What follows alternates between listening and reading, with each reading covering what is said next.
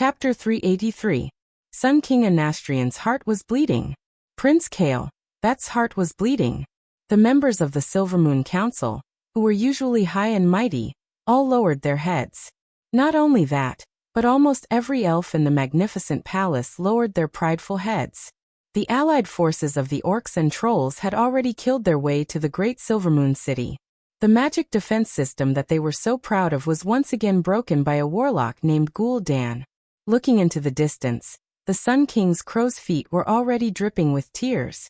He still remembered that the founder of the kingdom, Disrima, had organized the High Elves to disperse and restrain the trolls while continuing to move north. After experiencing countless hardships, they found a paradise in the forest. It was a place that could maintain the bloodline of the High Elves. It was near the mountains and the sea, easy to defend and difficult to attack. The land was plentiful and the spring was beautiful. Disrima sprinkled the bottle of eternal water into a small lake here, creating another well of eternity, today's well of the sun. He named this place Kuel-Salis. He named the new city Silvermoon City and personally drew up the architectural blueprint of Silvermoon City, retaining the luxurious and aesthetic architectural style of the High Elves. In order to distinguish themselves from his compatriots who stayed in Kalimdor, and to always remember their former noble identity, Disrima renamed the High Elves who moved to Kuel-Salis Quel'Dorii.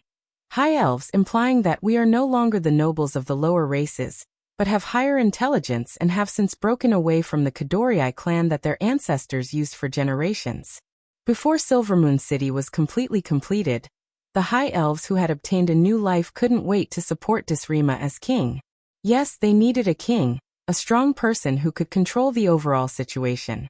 Disrima was undoubtedly the most suitable choice.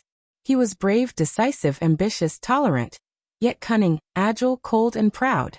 All the qualities that a king should have could be found in him without exception, and even more valuable qualities could be found. He was the first king of Kuel-Salis, Disrima Sunstrider. This was the origin of the Sunstrider royal family. In the Troll War that lasted thousands of years, the High Elves were almost wiped out. At that time, the successor of the royal family, Anastrian, personally made the decision to ask the humans for help. For 2,800 years, the Silvermoon Parliament had always used the reason that the king had given in too much to the humans to attack the king and fight for more power. At this moment, the Sun King, who was sitting on the supreme throne, did not say a word, and his sharp eyes swept across the Silvermoon councillors one by one. Every member of Parliament felt their scalps go numb. The Sun King turned around slightly. His red robe with golden edges was like the rising sun swallowing the darkness. He moved on the throne, and his pale but still powerful hand held the golden phoenix scepter tightly. The scepter still reflected the glory of the palace, blooming with a golden luster like the sun. His pale face had lost all expressions of joy, anger, sorrow, and joy. It was cold, indifferent, and calm. The voice of the Sun King finally sounded in the hall. Counselors of the Silvermoon Council, when I asked for your help as the king, you only gave my son a mediocre army to fight against the brutal orcs. You have the best elites you can imagine in your hands. If my son's failure was exchanged for your success, it would be a victory for the High Elves after all. But now, how are you going to repay me for my concession? The Sun King imitated the voice of the former Silvermoon Council president. We have General Phoenix. The next moment, the Sun King's voice was replaced by the terrified cry of the messenger. Your Majesty, bad news. Phoenix was killed by the orc chief, like her. The voice changed again. We have Arcane Master Rusfang. Your Majesty, bad news again. Master Rusfang was killed by the two-headed ogre, Gujar. Every time the Sun King changed his voice, it was like a huge slap on the faces of the remaining Silvermoon councillors. Every councillor's face was burning, and they could not help but lower their heads. Finally, a councillor could not help but say, Your Majesty, we can actually ask for help from the humans. If you want to go to the Silvermoon Council. I was scolded by you for 2,800 years because I asked for help back then. This time, if you don't go, then the bloodline of the Sunstrider royal family will end in Silvermoon City. Your Majesty? In the hall, almost every high elf noble exclaimed. The king had nothing to lose and was determined to hang on to the end. After all, there were less than 30,000 soldiers left in Silvermoon City. Although they could organize people with combat power to defend, rushing into battle was no different from killing the goose that laid the golden eggs. It seemed that Silvermoon City could not be defended by the elves alone.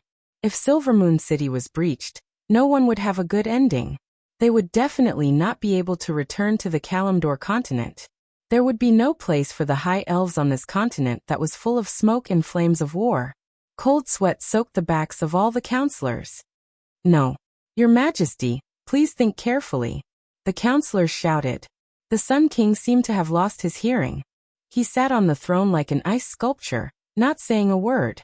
Just like that, he quietly watched the commotion below. Kale, Bats wanted to say something, but in the end, his body trembled violently and he stopped moving. At this moment, a large group of nobles and counselors finally thought of an elf. One who had been ignored by all the elves because she had an affair with a foreign race, and one who had learned about the invasion of the tribe early on, but did not attract the attention of the higher-ups. She was an elf who still stood in the hall with her head held high, Aurelia Windrunner. Countless pairs of eyes looked at the female ranger general, who stood at the end of the hall. Yes. It was in this moment of despair that they remembered this heroine who had always been bold and outspoken, but was rejected by the mainstream authorities. Servanas, who had been standing quietly beside Aurelia, suddenly raised his head and said in the whisper of the wind that outsiders could not hear, "Sister, we must not be soft-hearted to these bastards. If we don't cut off these rotten meat, Kuel Salus will perish sooner or later." A counselor who had once been high and mighty walked in front of Aurelia and said in an almost flattering tone, "Madam Aurelia, regarding the siege of Silvermoon City, the council would like to know your opinion." Agitated, angry, resentful about why the high elves kept so many parasites, roaring about why the higher-ups were not willing to listen to any pertinent opinions. But when the higher-ups really condescended to listen to her opinion, Aurelia felt a wave of indifference. That's right, it was a kind of indifference that came from a dead heart. "I have no opinion," Aurelia replied calmly. Chapter 384. Didn't Aurelia love Kuel Salus? Wrong. She loved her country more than any other elf. As the saying went, the deeper the love, the deeper the hatred. The first time Duque had informed her, she had rushed back to warn the tribe when they were far away in the hinterlands. She had been ignored. She had even been given the Roaring Parliament's high hat. The second time she had barged into the Silvermoon Parliament when the runestone magic circle was broken. There seemed to be some progress, but she immediately realized that the Sun King and the Parliament were still bickering for power when the enemy was right in front of them. A group of higher-ups who had never been willing to understand their enemy had pulled out a small team of trump cards and miscellaneous people, and they had delusions of defeating the well-prepared elite army of 100,000 tribes? Without a doubt, Prince Kale, that's first expedition brought the most terrible consequences.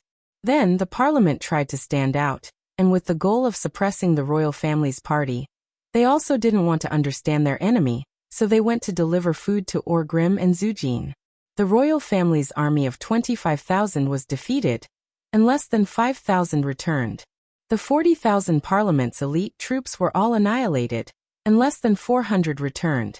In addition to the guards lost at the border, more than 70,000 high elves died in battle in a short week. If you added the civilians who couldn't retreat in time, it was 150,000. The high elves couldn't compare to humans in terms of population.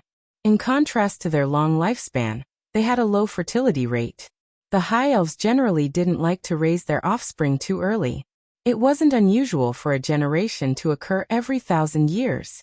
This caused the total population of the high elves to never exceed 1 million. How much money did the high elves have to waste?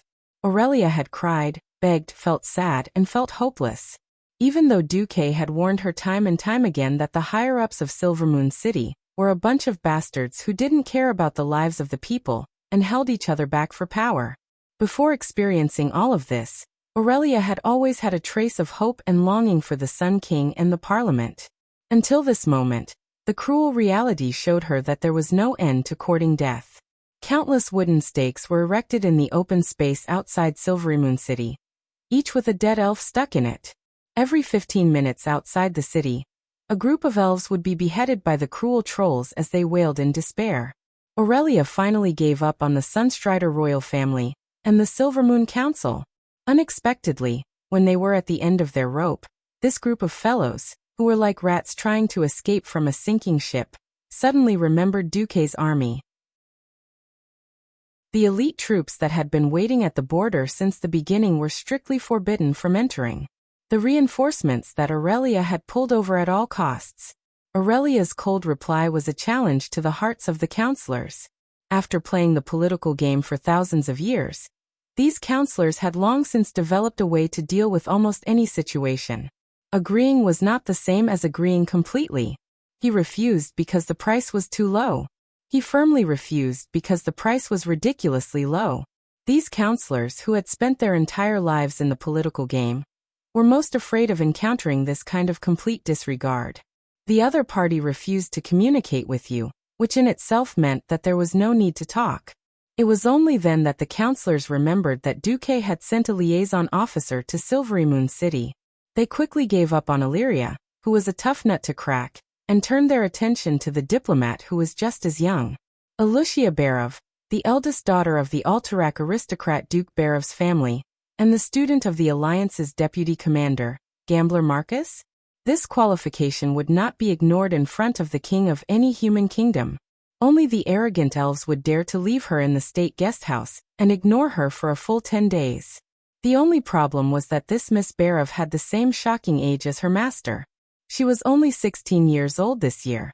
16 years old might be an age that was easy to induce, but 16 years old could also be a time bomb, because youth represented impulsiveness. Just the thought of a hothead with a great weapon of mass destruction made every politician's scalp tingle. This was because all the predictions of their thinking patterns and adult rules might not necessarily apply to such people. They worried too much. Alucia, who had been ignored for 10 days, did not feel any excitement, anger, or joy, because Duque had told her that she might be treated like this. In fact, Duque did not want a young lady like Alucia to suffer in the military camp. Even if mages always received the best treatment, it would never be as comfortable as the Daligen or her home, Caer Darren. Alucia had an audience with the king. She was dressed impeccably.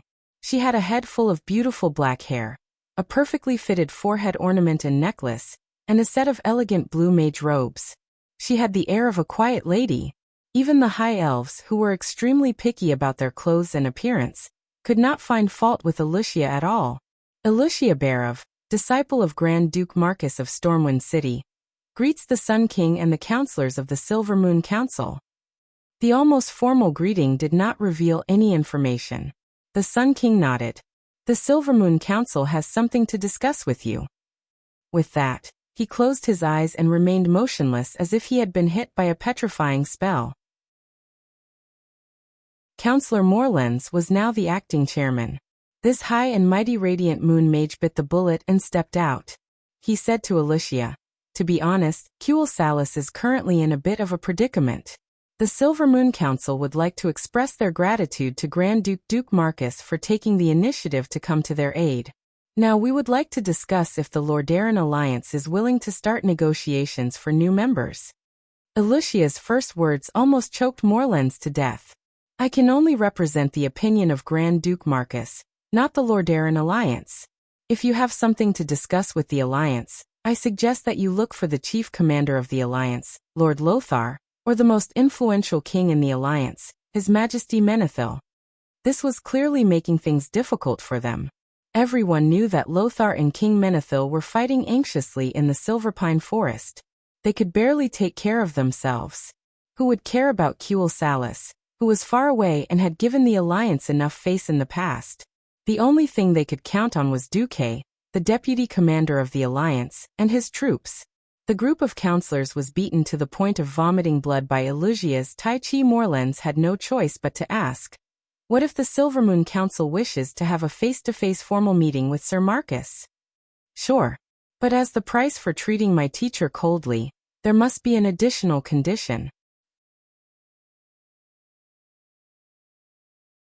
Chapter 385. Their lives were in the other party's hands, and they had to bow their heads. Even if they knew that taking the initiative to ask was handing over the initiative, did the elves still have the initiative to speak of? Morlens could only ask on behalf of Speaker. What conditions? Alicia smiled brilliantly, her smile like thousands of flowers blooming at the same time, but the content of her words embarrassed every elf to the extreme. Their faces were covered with shame and anger, because she said, "Please spread the red carpet from the Traveler's Square all the way to the Tower of Sun Fury. At the same time, open all the main doors from the square to the Sun-Chasing King Court, and then to the Tower of Sun Fury. Welcome my teacher." The speaker almost bit his tongue off. Even the human kings had never received such treatment. There had only been 2 such grand welcoming ceremonies in the entire history of Silverymoon. One was the first entry ceremony after Silverymoon was built. Thousands of elves welcomed the first elven king, Darima Sunstrider, with flowers and cheers. This was to celebrate his success in finally leading the people to establish a country in this strange land. The other was after the victory over the trolls, when Silverymoon held a triumphant ceremony for Anastrian Sunstrider, the highest hero in the hearts of the people at that time.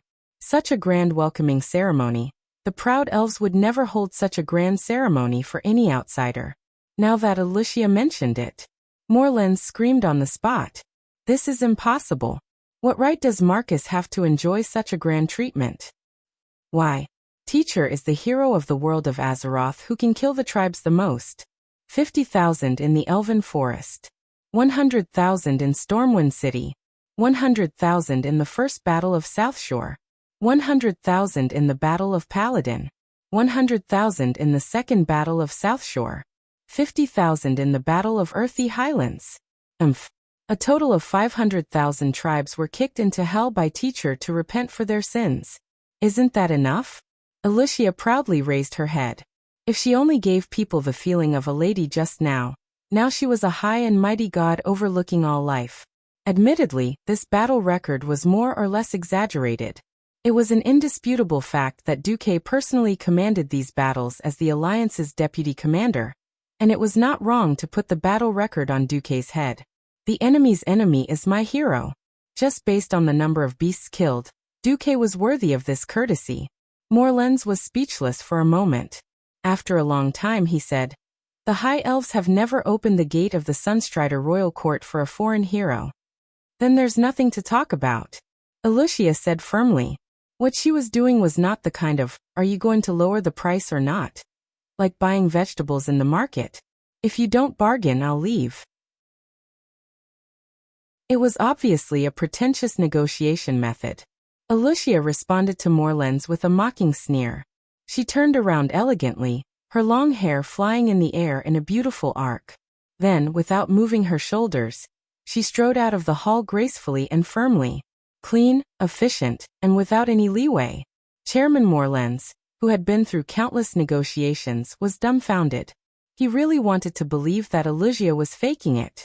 But no matter from Aluxia's heartbeat, breath, or expression, Aluxia was taking pleasure in others' misfortune. He was right. All the counselors in the hall, the Sun King, and Prince Kale, Bats had guessed correctly. Alicia and Duque, who was behind her, really did not care about the life and death of the elves. Duque's last command echoed in Alicia's mind. The only thing I care about is the Windrunner sisters. Not because of personal relationships, but because of the special value they possess.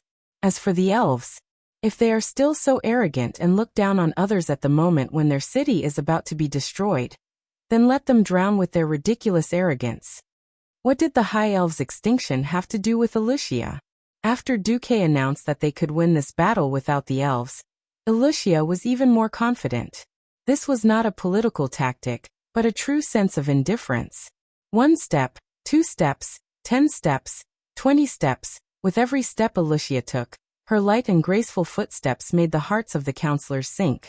The situation seemed to have returned to 2,800 years ago, when the elves were about to be wiped out. Humans could live without the elves. But the elves could not live without the help of humans. After losing 2 battles in a row, and with the Horde at their gates, the High Elves were no longer the transcendent race that could sit on their own side and watch the other races fight to the death. A fallen phoenix was no better than a chicken. Now Kuel Salis was that chicken. Aurelia, who had the best relationship with Duque, was disheartened. The counselor's attempts to get her out of the way were met with indifference. The way to make it public was about to be blocked. It would be strange if the counselors were not anxious. The Sunstrider royal family, who should have been the most restless, was determined to bury Silvermoon City with them. The Sun King and Kale, that's both had a dead look on their faces. The counselors were as anxious as ants on a hot pan. If there was absolute evidence that Aurelia was Duque's woman, perhaps the counselors would even do something like kidnapping and blackmailing. But that was just wishful thinking. No matter how weak the Windrunner family was, they were still the leader of the Rangers. If they made a move on Aurelia now, wouldn't all the most useful Rangers in the defense of the city turn traitor? Unknowingly, Wuxia had already walked to the door of the hall. She said calmly, "Please open the teleportation circle outside the council hall. I will leave now and return to my teacher." The guard captain at the door was in a dilemma. He did not know whether to agree or not. He could not say a single word for a long time. At this moment, all the counselors in the hall cast their murderous gazes on Morlens. If gazes were swords, Morlens would have been stabbed countless times and lying in a pool of blood. Taking one last look at the Sun King, who was determined to die for his country, Morlens knew that if he let Wuxia go, he would not live to see tomorrow's morning sun. Once it was dark, he would be cut into pieces and thrown out of the city to be fed to the ogres. "Miss Barov, please stay.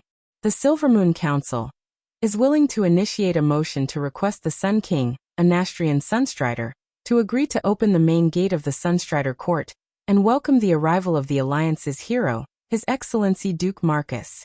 Counselors, those who agree with this motion, please raise your hand." Morlens stared fiercely at the counselors behind him. "All right, you bastards are forcing me to lose face, aren't you? If you want to lose face, I'll lose it together. I'll deal with whoever disagrees first." What was the result? Of course, it was unanimously approved. The Sun King, a Nastrian, finally opened his murky eyes. "Since this is an official motion of the Silvermoon Council, for the continuation of Kuel Salis, I agree." All right, the biggest obstacle had been cleared. With a victorious expression on her face, Wuxia connected to Duke's magical communication and informed him of what had happened here. Unexpectedly, Duque's words choked all the elves present. "Negotiation? I'm not free."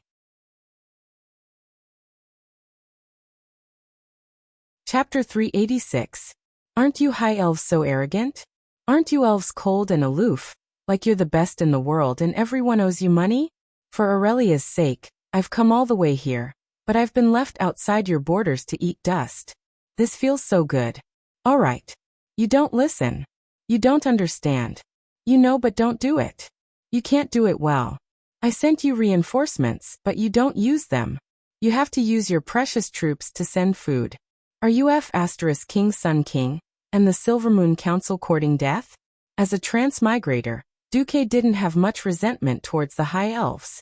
But when Duque truly experienced the arrogant and domineering temperament of the High Elves, Duque said, "I don't want to serve you anymore." Now that Duque said I'm not free, the High Elves were furious. "I'm finally willing to serve you with the highest treatment, and you're saying you're not free?" This time, even Prince Kale, that's eyelids twitched a few times. If he was just putting on airs, Duque was undoubtedly going overboard. Of course, Duque wasn't that stupid. His reason was even more dignified. In the mirror image, Duke had a regretful look on his face. "Sorry, I'm sorry. I originally planned to help you deal with the main force of the great tribal chief, but I saw that Kuel Salis didn't seem to need support. On the other side, King Menethil urged me more than 10 times to help deal with the tribal division that was causing destruction near Darroshire. So, I transferred the 30,000-strong army away." With that, Duque turned the camera to show the scene of a fierce battle all over the mountains and plains. It wasn't actually a fierce battle. The elves noticed that the humans had gained the absolute upper hand. The human soldiers were methodically surrounding and annihilating the tribes. Considering that Duque was the deputy commander of the Alliance, it was completely reasonable for him to deal with the tribes in the territories of the Alliance first. Who told the High Elves not to join the Alliance? At this moment, all the counselors felt so regretful that their intestines turned green. Countless resentful gazes turned towards the Silvermoon counselor Dalcan, who had given the 8 countries a hard time. Everyone knew that Duca was trying to get back at him. He was forcing the High Elves to choose between pride and riches. In fact, there wasn't much to choose from. Moral integrity was something that could easily be lost after it had been lost once. 2,800 years ago, the elves sought help from the humans and had no choice but to teach them magic in exchange for the humans' support. 2,800 years later, the elves would only lose their moral integrity once more. Now that the Silvermoon Council had admitted defeat, the Sun King would not exterminate the Silvermoon Council when they were in urgent need of manpower in front of the enemy. Even if they were the worst political enemies, their power as archmages would still come in handy when the enemy was at the gates. The Sun King winked at his son. Kale that's immediately stepped forward. Duque, the High Elves need your help. Could I trouble you to come to Silvermoon City as soon as possible? As he said this, Kale that's looked at Aurelia, who was standing at the end of the hall. The eyes of this gentle and elegant prince were full of pleading. He was going to play the emotional card. If it were someone else, Aurelia would definitely not care. But not Kale that's. Back then, Aurelia had given Duque the mage apprentice's notebook that belonged to Kale that's. She had been sentenced to 3 months because of Kale that's pleading. Otherwise, with the political influence of the Windrunner family, she would have been sentenced to 1 year at best, or 3 years in prison at worst. Aurelia's mouth moved slightly, and a breeze quietly drifted to Alicia's ear. Alicia immediately understood. She did not do anything but let the camera shine on Aurelia. Duque understood on the spot. All right, when I've dealt with the leader of this division, I'll come over as soon as possible. When Duque said this, the head of the leader of this division, General Nogjar, was right next to Duque's hand. In the original trajectory of history, if Nogjar had been allowed to continue growing, perhaps he would have become a famous tribal hero. Unfortunately, his opponent was Duque. After learning that the annihilation of Hindlands had ended, Duque immediately left an empty camp with less than 300 people outside the Elven Kingdom's border. The main force immediately turned around and joined up with Seamus' division. Cudrin Wildhammer was also very generous. Ever since the pinnacle battle at the wine table, Cudrin personally brought the entire Griffin Knight Regiment. The Air Force Regiment seemed to be a little smaller in terms of numbers, with only 1,000 riders. But considering the terrifying combat power of an adult Griffin that could easily take out 20 infantrymen without panting, a Griffin Knight Regiment was actually no less than the combat power of 50,000 people. Apart from that, Cudrin also supported a heavy infantry regiment of 3,000 people from the Eagle Nest Mountain. This time, it wouldn't be an exaggeration to say that Cudrin had emptied his entire base. Flying in the sky and blocking on the ground, the annihilation of this dwarven division was also reasonable. Moreover, Duque knew that Nogjar was ferocious, so he directly formed a team and killed this horde quasi-hero. Moreover, Gavin Rad, Reginald, Cudrin and Duque, the 4 of them together, no matter how ferocious Nogjar was, he could only die in frustration. In fact, during the magic transmission, Duque even cheated. The background of the battle that the elves saw was actually a video recorded by Duque. The 60,000 troops were already stationed outside the Elven Kingdom's border. Hearing Duke's promise, the elves finally put down their hearts that were hanging in midair. That night, the elves held a national banquet, and the guests were Lucia and the 4 Windrunner sisters. If the Sun King's reward for Aurelia and the other sisters was considered normal, then the council was blatantly bribing them. For mansions in the Traveler's Square, 5 large ocean-going merchant ships, and more than 10 epic longbows, however, the more smiles the council put on, the colder Aurelia's heart became. Is this the high-ranking elves who control the life and death of hundreds of thousands of elves? Compared to Lucia's appropriate response, the 4 Windrunner sisters were like 4 pieces of wood, purely accompanying her. No matter what, after a preliminary exchange of conditions, Lucia finally promised to communicate with her master again later. As expected, she received an affirmative reply from Duque the day after tomorrow. The Dark Portal Year 2, 18th of June. This was a very special day for the High Elves. When the 100,000 ferocious Horde soldiers besieged the city, Silvery Moon City used the Supreme Swordsmanship ceremony to welcome the arrival of a human hero, Duke Marcus. In the 6,000 years since Silvery Moon City was founded, only 2 heroes had received such a grand welcome. They were the first king and second king of the Swordsmanship royal family. In the eyes of the extremely arrogant elves, the third person to enjoy the glory of the Swordsmanship ceremony should have been Prince Kael. That's whom all the elves had high hopes for.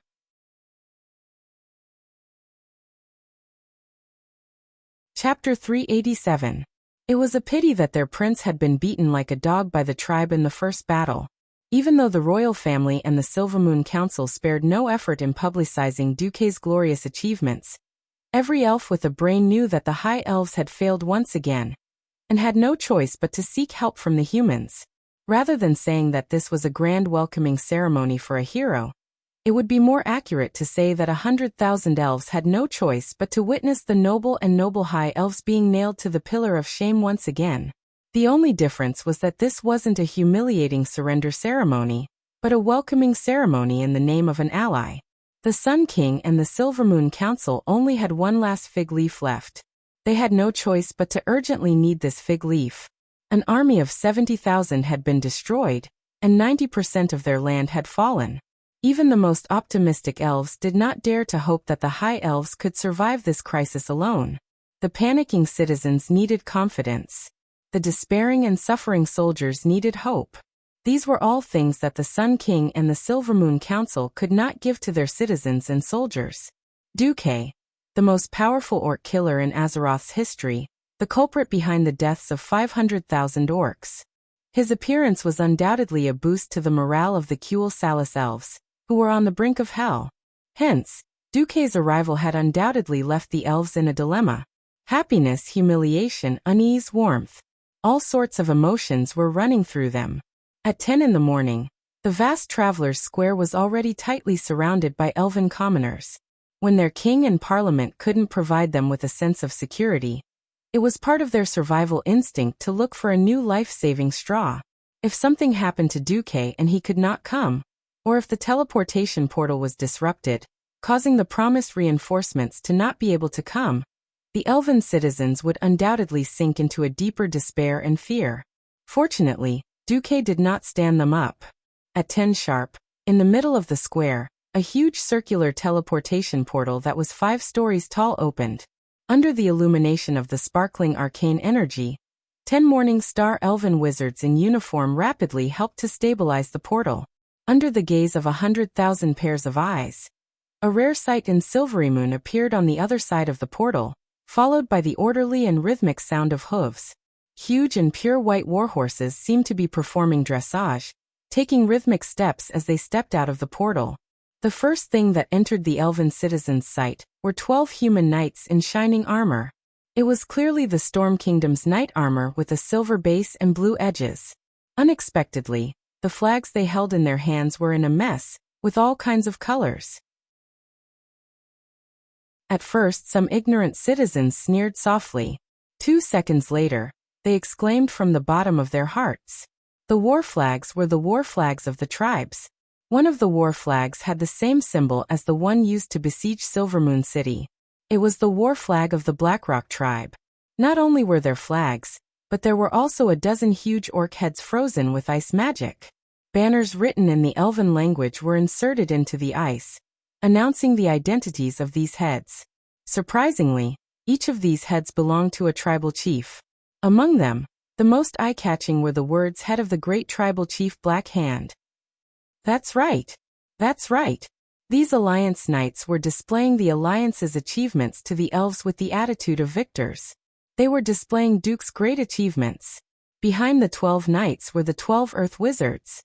As soon as they appeared, they lined up neatly on both sides, bowing at a 45-degree angle as they awaited the arrival of the most important person. Finally, there was a loud sound in the sky, and Duke made a dazzling appearance. Accompanied by the deafening thunder, Duke appeared in the teleportation portal, enveloped by a tornado formed from 5 different elements. A wriggling chain of lightning, a violently spinning gale shield, an incomparably scorching snake of flames, a bone-chilling barrier of ice, an incomparably mysterious light of arcane magic. 5 different types of power could actually blend together harmoniously, turning into 12 spinning elemental energy balls that floated above Duque's head. Duque's move directly defeated Prince Kale, who always had 3 arcane energy balls floating above his head. In fact, it was not just Kale. Acting Chairman Morlens, who had been waiting at the side, also had an awkward expression on his face. Duque's people were invited by the Silver Moon Council on their knees. Even if the other party was obviously trying to humiliate them, the Silver Moon Council could only swallow it. Morlens pretended not to see anything, and put on a warm face as he followed Wuxia to welcome him. "Welcome, Teacher Duque. Duque, you're here. My father is already waiting for you. I am Acting Chairman Morlens. I represent the Silver Moon Council in welcoming you. Your Excellency Grand Duke Marcus." 3 people, 3 different forms of address, but it did not seem out of place on this occasion. Duque nodded lightly to Wuxia, and the eldest daughter of the Bear of family obediently stood behind Duque. Then Prince Kale, that's on the left, and Chairman Morlens on the right. The 2 incomparably noble elves led Duque on the red carpet towards the hall where the Silver Moon Council was located. The horn sounded to welcome the guests, and thunderous applause sounded, accompanied by cheers that reached the sky. Countless petals were scattered by beautiful elven girls from the balconies of the tall buildings on both sides of the road onto the red carpet. "Welcome, the hero of mankind.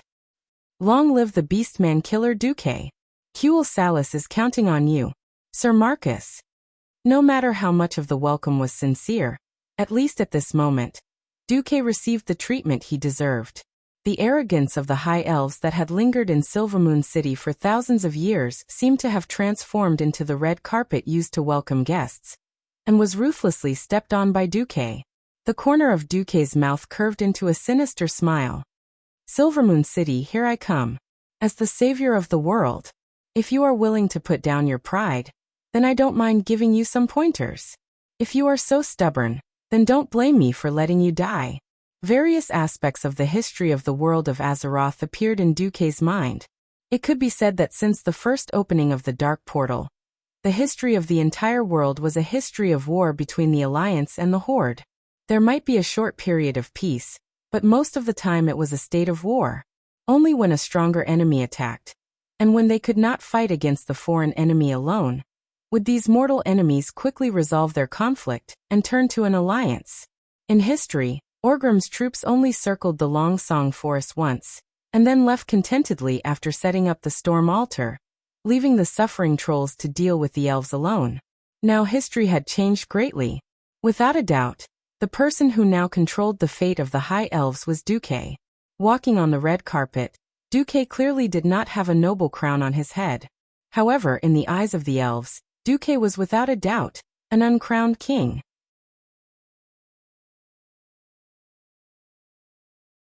Chapter 388.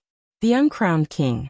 It sounded nice, but most people would think that it was useless to not be a king. In fact, this majority was wrong. No one knew better than Duque, who was a transmigrator. Without the support of power, the title of king was even more meaningless than an empty title. If the orcs and trolls from the First and Second Wars were considered mortals, then the Third War at the Dark Portal would start. In that case, starting from the Third Battle of the Dark Portal, things like resurrection from the dead, the Calamity Army formed from the undead, dragons, elemental lords, ancient gods. When a large number of ordinary people saw these things that would make them piss their pants, everyone would know that any country that didn't have enough power to support it was nothing more than child's play. Only power. Only then would Duque be able to stand at the peak of the world's nations. Now, Duque stood there, his formless power like a storm, easily sweeping through the entire Traveler's Square. Tens of thousands of elves consciously formed a long line. Whether they were willing or not, they had to worship Duque and pray for Duque's salvation. It was as if a silent image was overlapping with history, just like the scene from 2,800 years ago. Accompanying the elven hero Anastrian Sunstrider into the city was the greatest emperor in human history, Thoradin the Great. Now Anastrian had been replaced by Kael'Vatz. The heroic knight king on the saddle had been replaced by the mage hero, and the leadership had changed. It was no longer the elves but the humans. This scene made countless elves feel conflicted and sad. Duque walked on the red carpet, looking around from the corner of his eyes. He had to admit that the main city of the High Elves was indeed beautiful. There were beautiful sculptures and buildings everywhere. Even if a piece of a building were to be dismantled by the roadside and auctioned in the human world, it could be sold for a sky-high price. It had to be known that this was not the Silvermoon City that had been witnessed by the players in the future, the one that had been built next to the original ruins. This was the original Silverymoon City. In terms of artistic value, it completely surpassed the 9 streets of the new city. Although New Silvermoon City was also very beautiful, compared to this beautiful ancient city with thousands of years of history, New Silvermoon City was more like a clumsy imitation. At this moment, Prince Kael'Vatz, who was beside Duque, said softly, "Silvermoon is beautiful, right? She is the pride and greatest spiritual sustenance of the High Elves. If possible, we don't want her to be affected by the flames of war." Duque noticed that the prince used she to describe Silvermoon City, just like how humans like to use women's names to describe warships. This kind of attachment to things was really characteristic of the elves. Duque replied, "That's exactly why I'm here."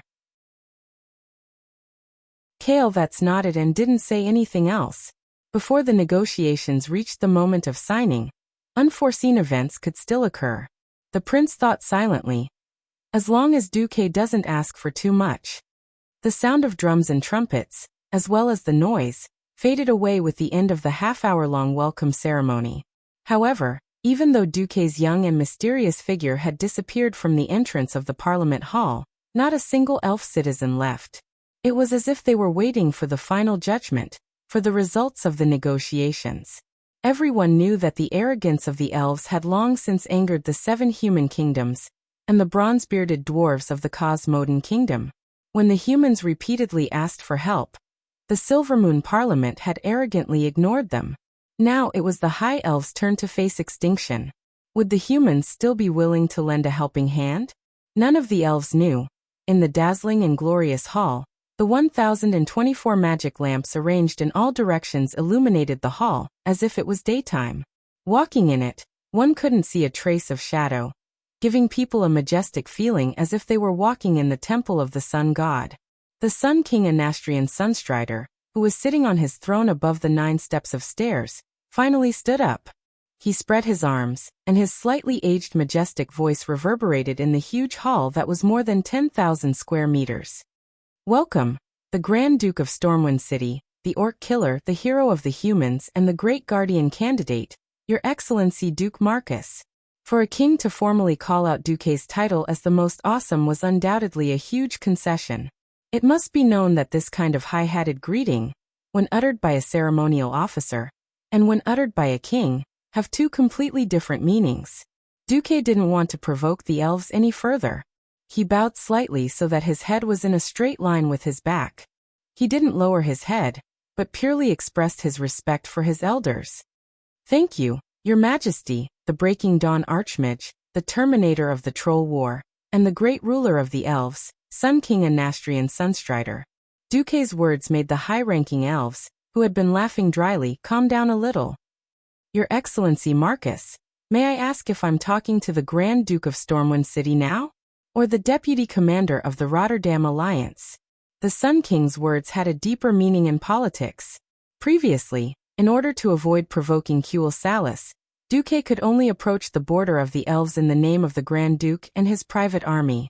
If the high-ranking elves turned a blind eye and let Duque enter, they would let Duque stab them in the back during the first or second battle between the elves and the tribes. Then the elves would at most think of a way to compensate Duque, and then join the alliance. Then the matter would be over. However, the Silvermoon Council would accuse Aurelia of having an affair with Duque, and forbid Duque from entering. Alright, now that the elves' main force had been defeated, and the new soldiers had yet to be trained, they were only willing to invite Duque when their country was on the brink of extinction. If Duque insisted on holding on to this point, the elves would naturally have to continue to compensate Duque, who was the Grand Duke, for the damage to his heart and so on. Of course, Duque could do that, but he would be at a disadvantage. A smile appeared on Duke's face as he raised his hand, and a very formal document appeared in the air in front of all of the elves with the power of the arcane technique. I, Duke Marcus, have officially obtained the absolute authorization of the Rotterdam Alliance. As the Deputy Commander of the Rotterdam Alliance, I am fully responsible for the negotiation of the Kingdom of Kuel Salis joining the Alliance. On it are the seals of the Commander-in-Chief and the kings of the member countries. Duque's move caught the Sun King and the Silvermoon Council off guard. No one expected Duque to have such a huge influence in the Alliance. He actually obtained the full support of the Commander-in-Chief and 8 kings in one night. At this moment, the 8 kings were fighting bloody battles against the Horde on all fronts in the world. How much trust did it take for so many crafty kings to agree to give up their power in such a short period of time? How great was Duca's prestige? All the elves gasped. At this moment, a herald suddenly ran in a hurry. Oh no, the tribes have broken through our regional magic defense, and they will attack the city at any time. Duque raised his hand, and suddenly, a flag flew out of his storage space and into Aurelia's hand. Take my flag and stick it on the city wall. Today, the chief of the tribes will naturally get lost. The elves' faces changed again. Retreat with one flag? Are you kidding me?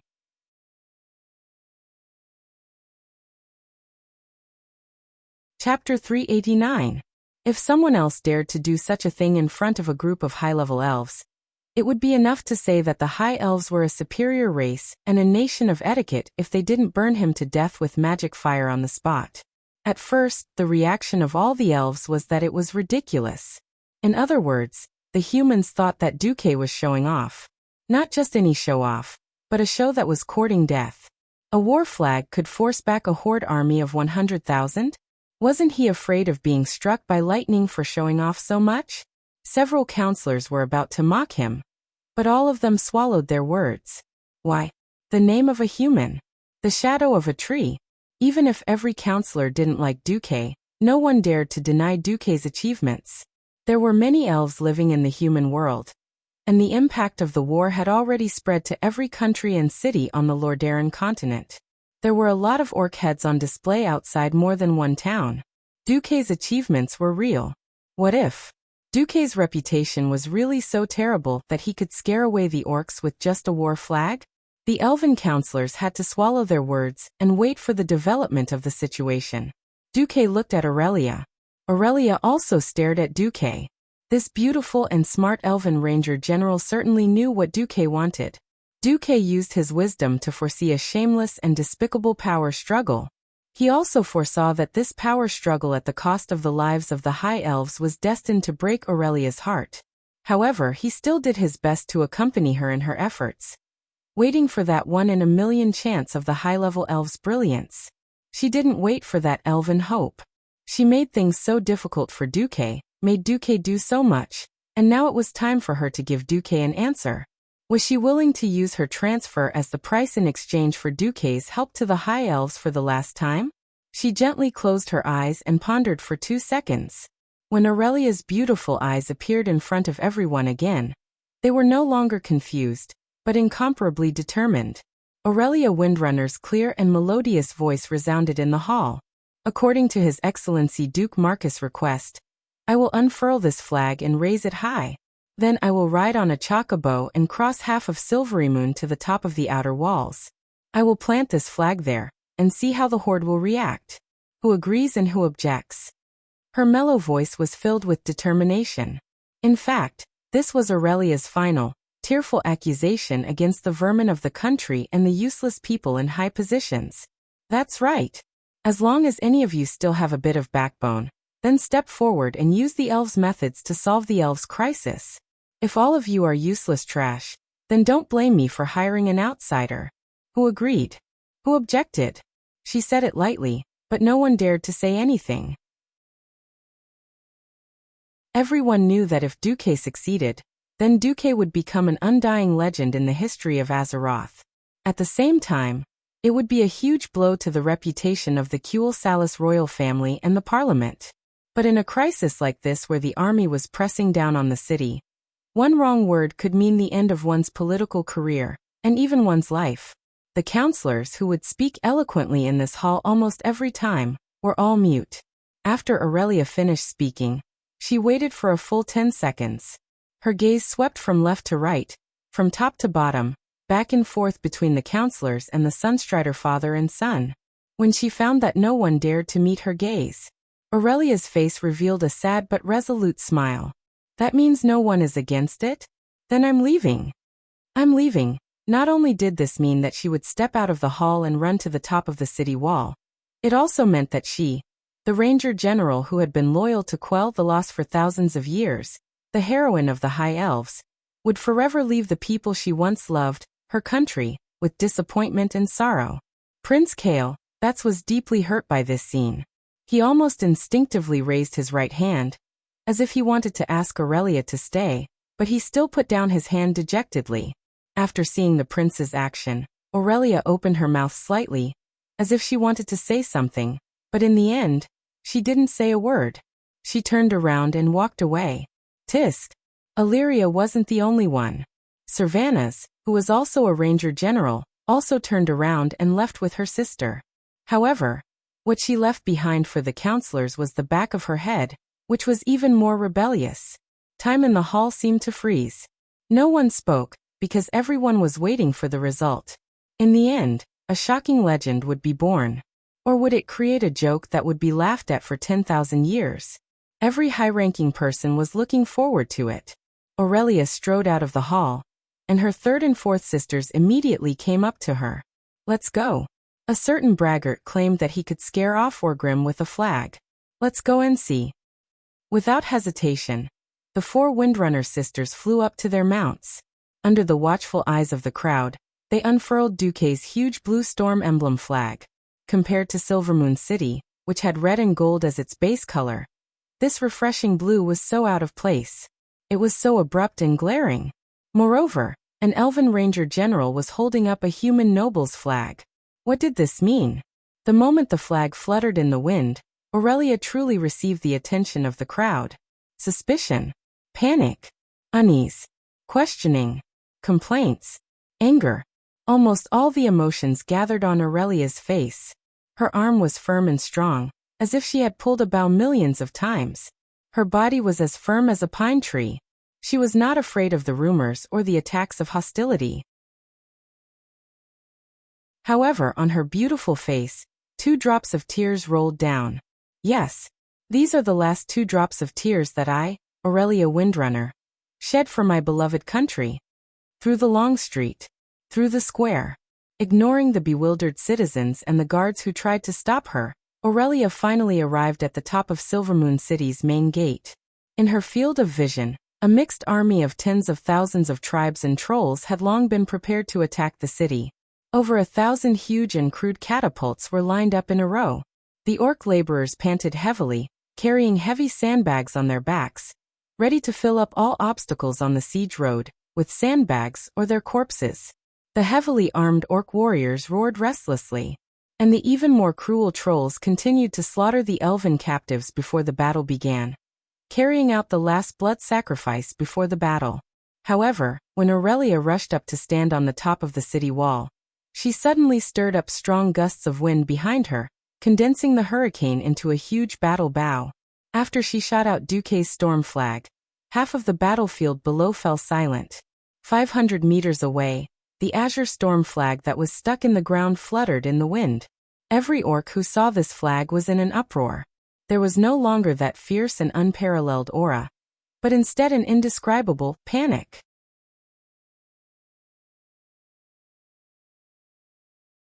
Chapter 390. It's Duke Marcus? It's Duke Marcus. It's really Duke Marcus. Beastmen were very one-track minded. They worshipped their own culture and heritage. Apart from a very small number of ambitious people, most orcs would rather fight a giant dragon than learn even a single character in another language. There were not many foreign names that ordinary beastmen could remember. 90% of beastmen didn't even know what trolls were called. They were often called skinny when they needed to. However, every beastman remembered a nightmarish name, Duke Marcus. They also remembered his blue flag with the symbol of a tornado, because this flag represented a terrifying legend that no orc hero had been able to break until now. There was only one meaning to this myth, and that was the blood of 500,000 orcs. From the elven forest fire, to the burning of Stormwind City, to the massacre by the battleship flying the blue Stormwind flag when crossing the sea, to the two meat grinder battles in Southshore, to the hinterlands being toyed with time and time again. Duque was the absolute nightmare of the beastmen. Beastmen often complained that warlocks used demonic powers. However, in the eyes of most beastmen, Duque was the true king of demons. Rumor had it that Duque had endless magic power and countless devil's hands. When he released the flames of hell, he could destroy the heavens and earth. He could blow up a planet with one move, and pierce through the entire universe with two moves. Most beastmen were illiterate anyway. The more they spread, the more unbelievable it became. If Orgrim was leading the hotheads who had just come from the dark portal, perhaps Orgrim would even try to trick them into testing the waters. Obviously, they weren't. They were the last elites of the Blackrock tribe, but they were also survivors who had been tortured and killed by Duque multiple times. They could kill any kingdom in the world without hesitation, or the owner of any flag, except for the owner of this flag. The former chief and great chief, Blackhand, was dead. Close to 60,000 Blackstone elites had become burial goods for Stormwind City. Even the Blacktooth clan, which had split off from the Blackrock clan, had suffered heavy casualties in the recent battle of the Earthy Highlands, due to an elemental giant princess who had appeared out of nowhere. Almost all of Duque's victories were built on the pain of the Blackrock clan. In the Blackrock clan, every household had the name of Duque, which was equivalent to the god of death. The morale of the entire orc camp declined at a visible rate. All of them lowered their heads, not even daring to look at the flag. Orgrim, who had never drunk demonic blood, maintained the natural reddish-brown skin of a beastman. But now his face was ashen. He was livid at the disappointment of his fellow clansmen. His face was also ashen because of another matter. Gul'dan. Did that female Long-Ears use the power of the Storm Altar? Orgrim grabbed Gul'dan in shock and asked hurriedly.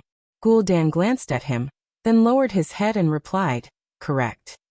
This time, Orgrim did not feel anger at the disappointment of his clansmen. Instead, he felt a bone-chilling coldness. It was as if in that instant, the illusory death scythe had brushed past his majestic body, like an untraceable cold wind. Everything that had happened since he had landed in the hinterlands replayed in his mind like a movie. Orgrim suddenly felt like he was a clown dancing in the palm of a ghost. He had thought that it was a good move to get a new force to join him and attack the main city of the elves from thousands of miles away. Who knew that everything he had done, every step he had taken, was all within Duque's calculations? If the evidence was not obvious before, everything could be explained from the moment he deciphered the runestone. Duque also coveted the power of the runestone, but due to the good relationship between the elves and humans, he could not take the initiative to do it. So he used the orcs to destroy the runestone first, and then took advantage of it himself. The elves did not belong to the Lordaeron alliance. No matter how many elves died, it had nothing to do with him, a human, or the alliance.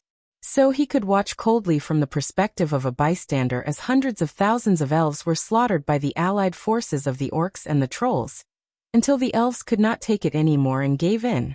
Of course, the horde had taken all the notoriety. It was obvious that Duque had reaped all the benefits. Even though Orgrim did not know what Duque had gotten, it was clear that Duque had gotten what he wanted. That was why he had raised the flag to warn the horde. Zuluhid did not seem to care, and muttered, "So what if that Duque is here? I don't believe he can save so many Long-Ears by himself."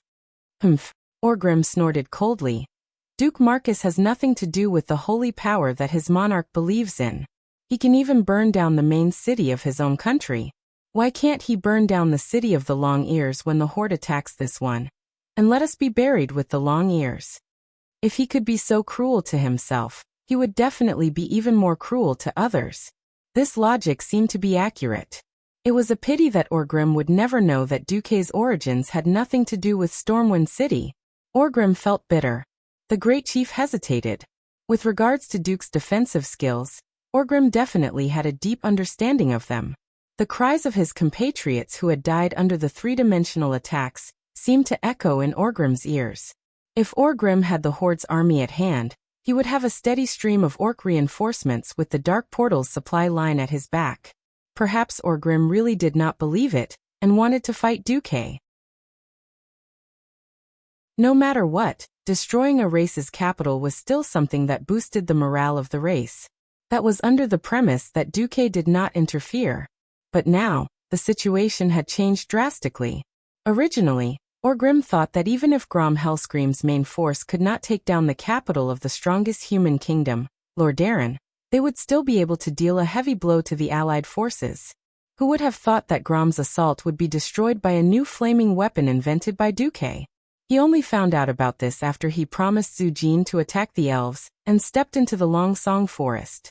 Grom could no longer rely on his own forces to break out of the encirclement and needed his Blackrock clan.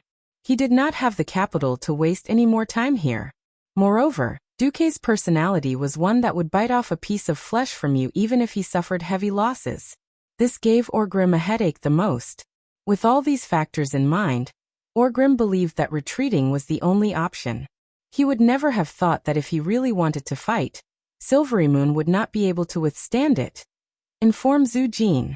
Retreat. The Great Chief ordered.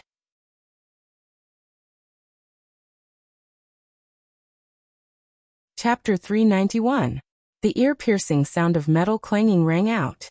Every orc lowered their shoulders as if they'd been pardoned, returning to camp with their equipment. On the city wall, every single elf had their mouths wide open in disbelief as they acted as witnesses to this miraculous scene in astonishment. They retreated just like that? An army of 100,000 had been scared off by a flag? What flag was that? By the light of the sun, could this be the flag of the legendary Titan of creation? On the city wall, the elves who didn't know what had happened were bursting with curiosity. They all looked inquisitively at General Aurelia, who'd shot the entire flag 500 meters away. Aurelia ignored their gazes and muttered to herself. He did it. Yes, he did. Windsor was the first to answer. Hee. It seems like there's nothing our new master can't do? Servanas added in a rebellious tone. Only you and Big Sis agreed to the transfer, the quietest Lilith complained. Aurelia smiled bitterly. Silly sister, we all ran, but you still didn't want to. This is bad for you. Servanas clamped Fourth Sister's neck under his arm and smirked. If you're really that unwilling, you shouldn't have followed Big Sis and me to ride chocobos across half of Silverymoon to demonstrate to the counselors. Lilith didn't say anything, tacitly admitting that her second sister had seen through her thoughts. At that moment, the ones who were the most shocked were the counselors who were watching the live broadcast, as well as the Sun King and his son. Retreated? They retreated just like that? Although everyone could tell that the troll was unwilling, he'd still retreated in the end. Retreating with a single flag? No. That was retreating with a single flag. If not for the fact that the humans and orcs had been at war for more than a year, and millions of lives had been sacrificed in the war and massacre, the hatred between them would have been so intense that it couldn't be resolved. The elves would definitely think that the orcs and humans were putting on a show to trick the high elves. Of course, the unease and panic on the faces of the orc warriors couldn't lie. Now, regardless of whether Duque had used his illustrious reputation or something else to achieve it, Duque had done it. Even if the negotiations between Kuel Salis and the Alliance failed, at least Duque had helped them by the most precious time. Whether the high elves were willing or not, the entire Kuel Salis was now in a state of war. Every 3 days, 100 groups of qualified blade throwers could be trained from the civilians who had never been in combat. 1,000 craftsmen who were engaged in other jobs could be turned into craftsmen for war machines. The structure craftsmen could produce 50 thrown arcane guards. The high elves were stunned. When they truly unearthed their combat potential, they would be able to hold on for a while longer. Of course, without Duque, they wouldn't have been able to hold on for too long. The most important reason was that the country had fallen too quickly. Nearly 50% of the citizens outside Silvermoon City had either been slaughtered or blocked by the Horde's army. When the Trolls' headhunting squad wiped out all of these resistors, the the disadvantage of the elves' small population would be magnified. The few elves could not resist the Horde's army at all. At this moment, everything was different. The haze of war had not completely dissipated, but at least everyone could see the light of hope, even if that light came from a human named Duque. In the hall, the Sun King Anastrian spoke. Sir Marcus, your reputation is so great that every eyewitness is amazed. I have to admit that although you are young, you do indeed have the ability to lead this terrible war between races. Let us use this as the basis for our negotiations. As the Sun King waved his hand, a magic device beneath Duque's feet was activated. Don't misunderstand, it was not a magic trap, but a raised platform. 1 level, 2 levels, a total of 9 levels, allowing Duque to rise to the same height as the Sun King. A rectangular table appeared between the Sun King and Duque. The Silvermoon Council's acting chairman, Morlens, could only sit next to the Sun King. On the other hand, Duque let Wuxia sit next to him, acting as a clerk. With the posture set, the other counselors could only listen from a few levels lower. It seemed that they were not even qualified to speak. This was the punishment the Sun King gave to the counselors after he regained control of the country. After sitting down, Duque's first words were, "Before the negotiations officially begin, I have a small personal request." "Speak." "I have great admiration for your Ranger General, Illyria Windrunner, and her Ranger family. After the war with the Beastmen, I will have a small half of the Elven Forest. Therefore, I need an excellent team of Rangers to help me take care of my forest. I wonder if your Majesty is willing to part with this? A small request? I'm afraid this is your biggest goal, isn't it?" Anastrian's murky eyes flashed with a glimmer of light. "The elves are free. We allow different opinions and lifestyles. Just like how our fellow night elves could not accept our pursuit of magic more than 6,000 years ago, and agreed to let us leave. For those elves who wish to live a different life, we will not be overly demanding. Thank you in advance. But I also have a small condition." Duque narrowed his eyes, his deep black pupils bursting with a look that said, "If you are too different, don't blame me for flipping the table. Speak." Before the main force of the Horde is chased out of the Long Song Forest, every Windrunner must continue to wear the badge of Kuel Salis. Sure. Duque knew that this was the High Elf's pride at work. The Sunstrider royal family did not have a princess, so naturally there was no marriage alliance. Even if they lost face now, it was not a big deal. But if everyone knew that reinforcements were obtained by selling off their own general, how could the Sunstrider lead this country in the future? Contrary to the expectations of the Sun King and the Silvermoon Council, Duque did not put forward any harsh demands, such as territory or the large amount of magic literature and knowledge that the High Elves regarded as treasures. Instead, he put forward many things or requests that the High Elves did not understand. First, the Lordaeron Alliance urgently needed mages. After ensuring the safety of the Long Song Forest, Kuel Salis had to send no less than 20 Morning Star mages and 5 Radiant Moon mages to form a 1,000-man team of mages to participate in the battle against the orcs. The team of mages would listen directly to the current Commander-in-Chief and Deputy Commander-in-Chief of the Alliance. They would serve until the passage through which the orcs came to Azeroth, the Dark Portal, was closed. Second was technology. Duque did not ask for magic knowledge, but instead asked for a large pile of information on arcane construct guards, as well as magic crystals that could be counted in tons. Of course, this batch of crystals was a sky-high fortune for the Dalajan, but for Kuel Salis, who owned the Sunwell and could mass-produce magic crystals, it was a drop in the bucket. Finally, there was the legal marriage and residency rights between the High Elves and humans.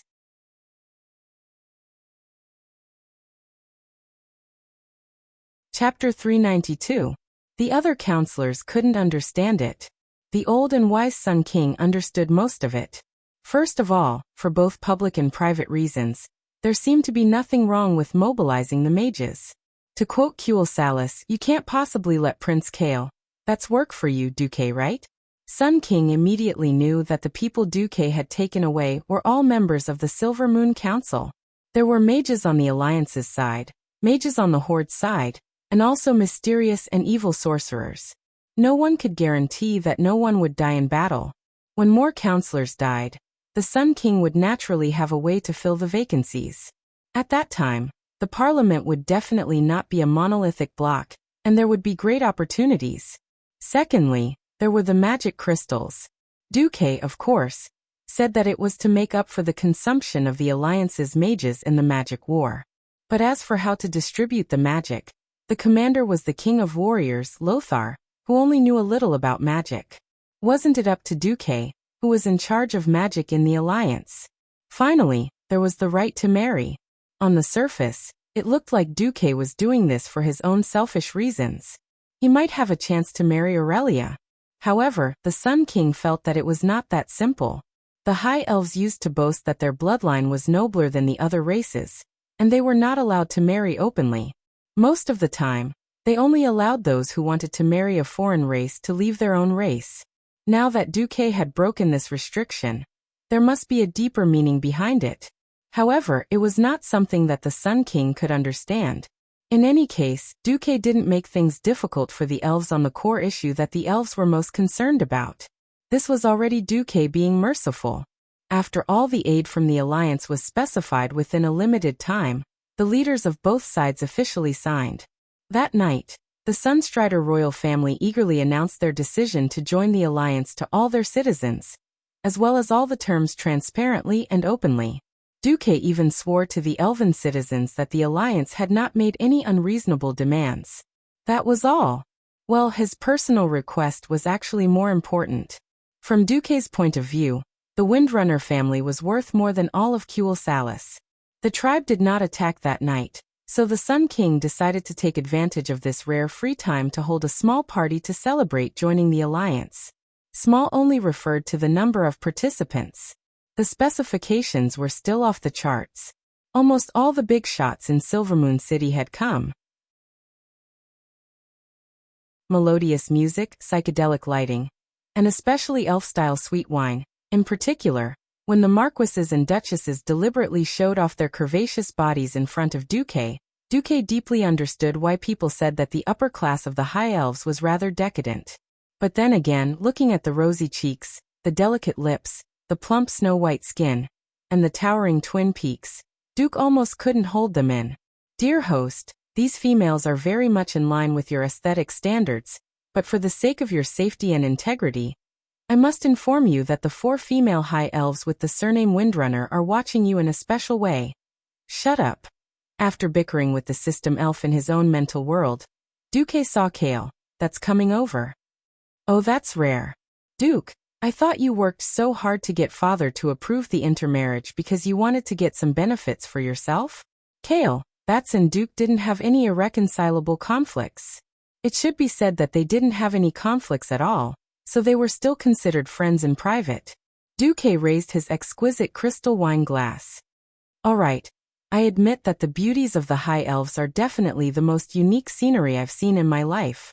For most High Elves, time is eternal, and only white scenery is left in the sky of history, so they seek excitement and novelty to tell themselves that they are still alive. As expected of the handsome prince who was known for being cultured and refined, even his casual words were so philosophical and poetic. Duque smiled. Does that mean that the universe in which you are in is blurred, and everything is like a dream? Kale Vats was slightly stunned. He did not expect Duque to be so cultured. After all, he had never talked to Duque in detail, and subconsciously felt that a 16-year-old youth from a commoner's background would not have good self-restraint. Kale Vats smiled subconsciously. If this is a dream, then it's too bad. I hope this is just a slight low point in the long river of history. Yes, this is indeed a low point for the High Elves, as an ally of the elves for 3,000 years.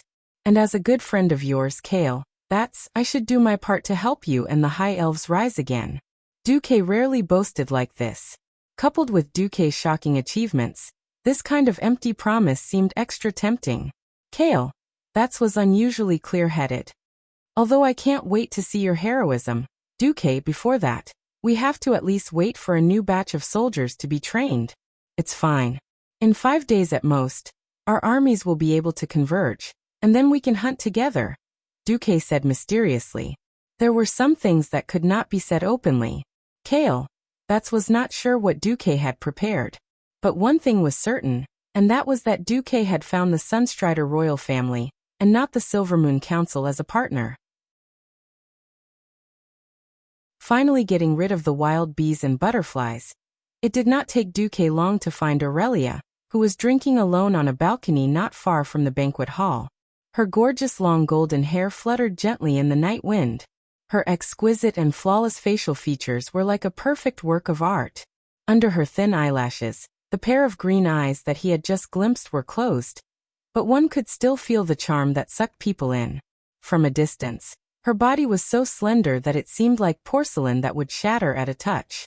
She could not be considered the most perfect and beautiful. Purely from a delicate point of view, Aurelia even lost to Princess Kalia Menethil. But when he walked closer, he found that the long period of training made her figure easily outline a very sexy and wild beauty at any time. After killing so many people, there was naturally a faint murderous aura. This aura naturally made Aurelia a special existence that most people could only look at from afar and not play with. But to Duque, she exuded a breathtaking charm. It was such a beautiful woman who seemed to have walked out of the legends of bards, a mixture of wild and noble beauty, who had an indescribable desolation on her face at this moment. A gust of wind blew, and Aurelia turned her head, her green eyes staring at Duque. Do you know? Sometimes I wonder if I can continue to live in a dream called Supreme Glory of the High Elves if I kill you, and I don't have to bear the pain of leaving my compatriots and country.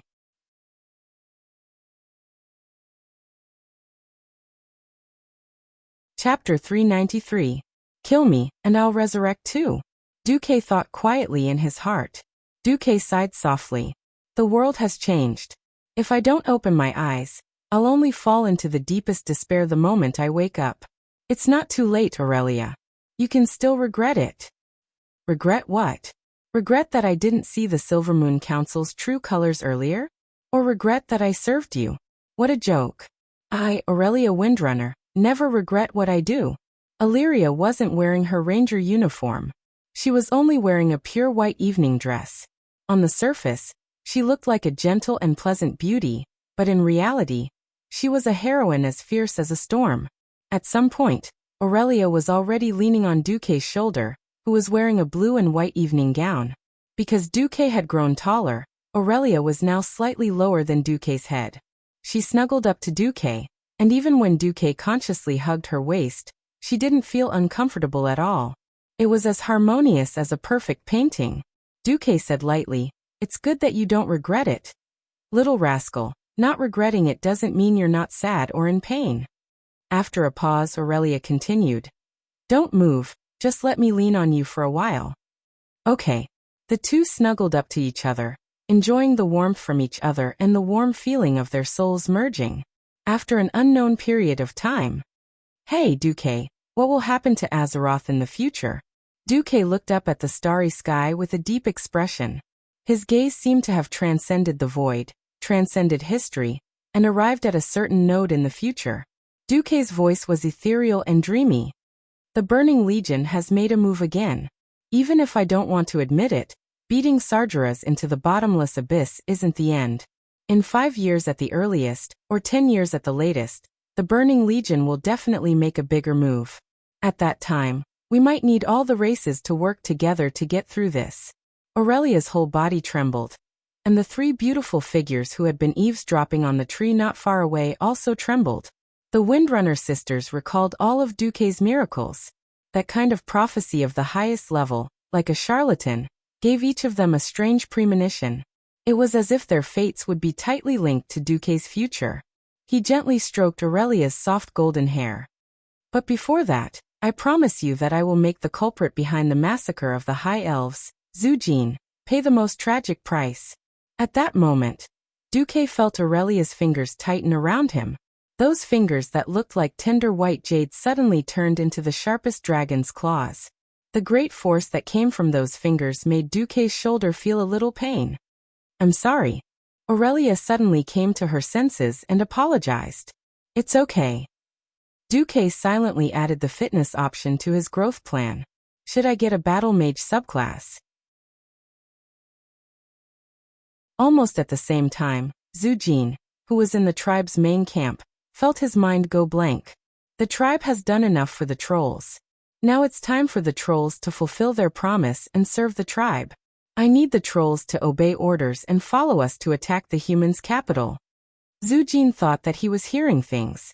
However, the serious expressions of Orgrim and the other tribe chiefs told him that they were not joking. The hatred accumulated over the generations. The voices and smiles of the trolls who had died tragically. All of this seemed to naturally appear in his mind. He almost didn't think and subconsciously smashed the table in front of him, shouting, "Don't worry, I'll kill you." Betrayal. This is the tribe's betrayal to the trolls. A ray of black light shot out from the Troll King's palm, almost splitting Orgrim's hideous face in half. It was a battle axe. A battle axe that had been strengthened by the power of storms. Kargath Bladefist, the chieftain of the Shattered Palm clan, swung the blade attached to his arm like lightning, instantly knocking away the battle axe that Zujin had thrown. The battle axe that flew away hit the largest support of the huge tent. With a loud bang, a gust of wind shot out from the axe.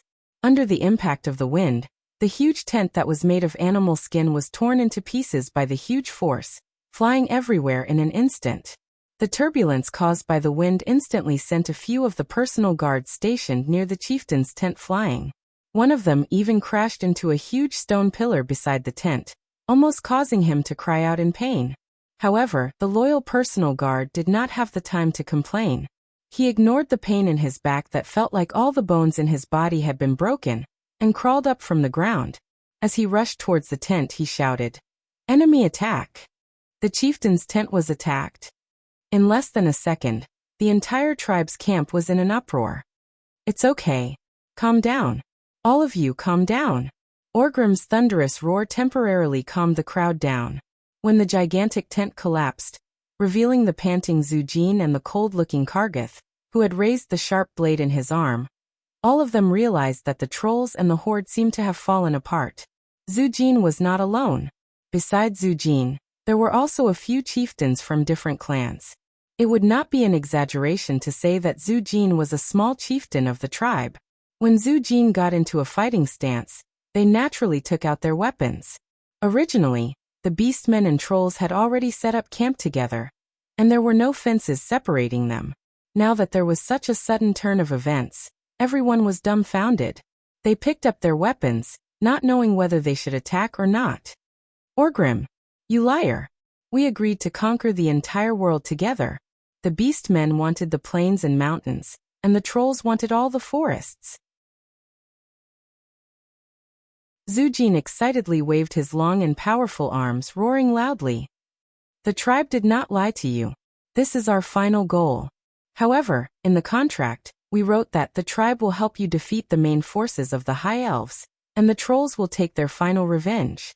It was clearly written in the contract." Orgrim took out the contract and raised it up high. "The tribe has killed a total of 70,000 High Elves in the 2 battles. In reality, you trolls have also killed more than 100,000 High Elven civilians. The tribe has fulfilled its promise." "No. This is not enough. Those long-eared Silvery Moon City are still here. Why? Why did the beastmen retreat when they saw the blue war flag today? No, the main point is not the war flag. The main point is that we have received the latest news.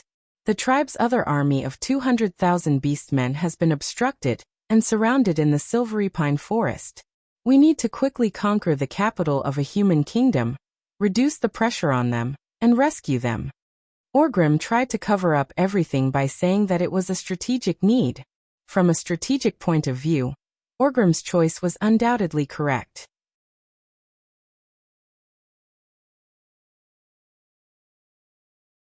Chapter 394.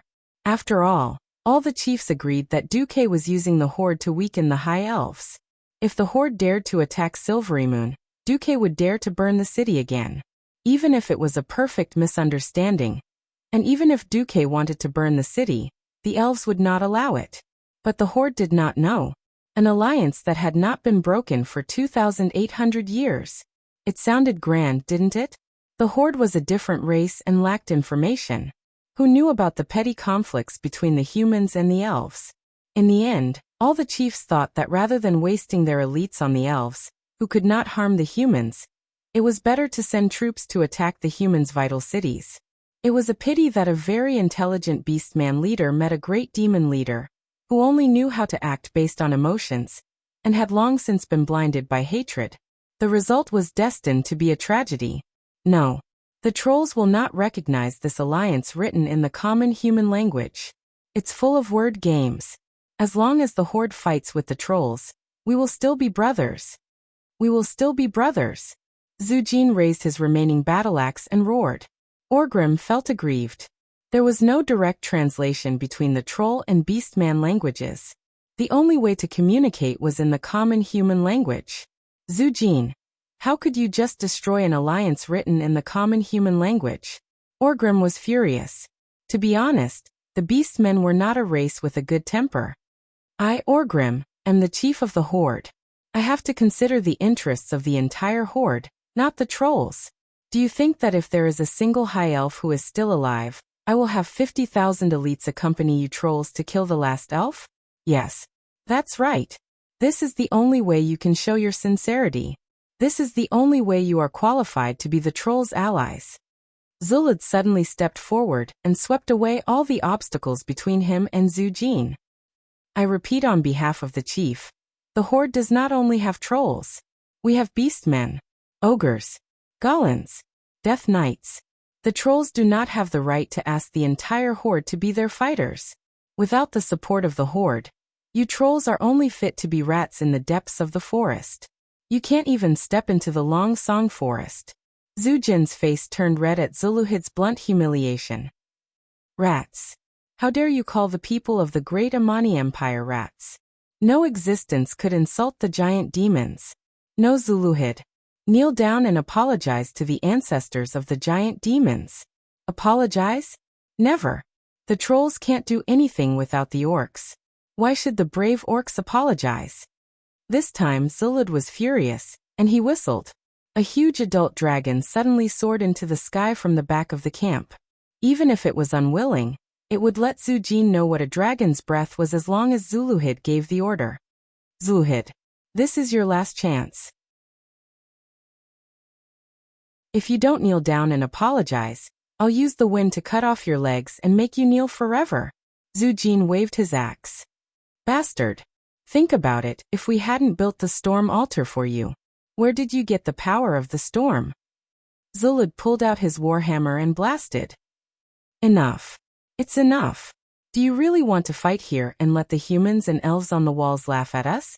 Orgrim rushed in between the two and smashed his hammer into the ground. Sand flew everywhere, and a huge circular pit with a diameter of more than 3 meters appeared. Everyone could feel the frightening power of the great chief. For a moment, the whole place was silent. However, the tense atmosphere did not ease at all. Orgrim saw that the ogres and orcs, who had always been close to each other, were now standing in 2 distinct lines. They held their weapons in their hands and looked at each other nervously. Orgrim suddenly realized that the honeymoon period between the horde and the giant demons had ended the moment Duque's war flag appeared. Orgrim recited the nightmarish name with the greatest hatred in his heart. Duke Marcus. Is this your plan? Is this what you wanted to see? Very well. I, Orgrim, will remember your treachery. Orgrim gritted his sharp teeth, and suddenly looked up at Zujin, his eyes like lightning. Wake up. Zujin. The war between the giant demons and the elves has lasted for 6,000 years.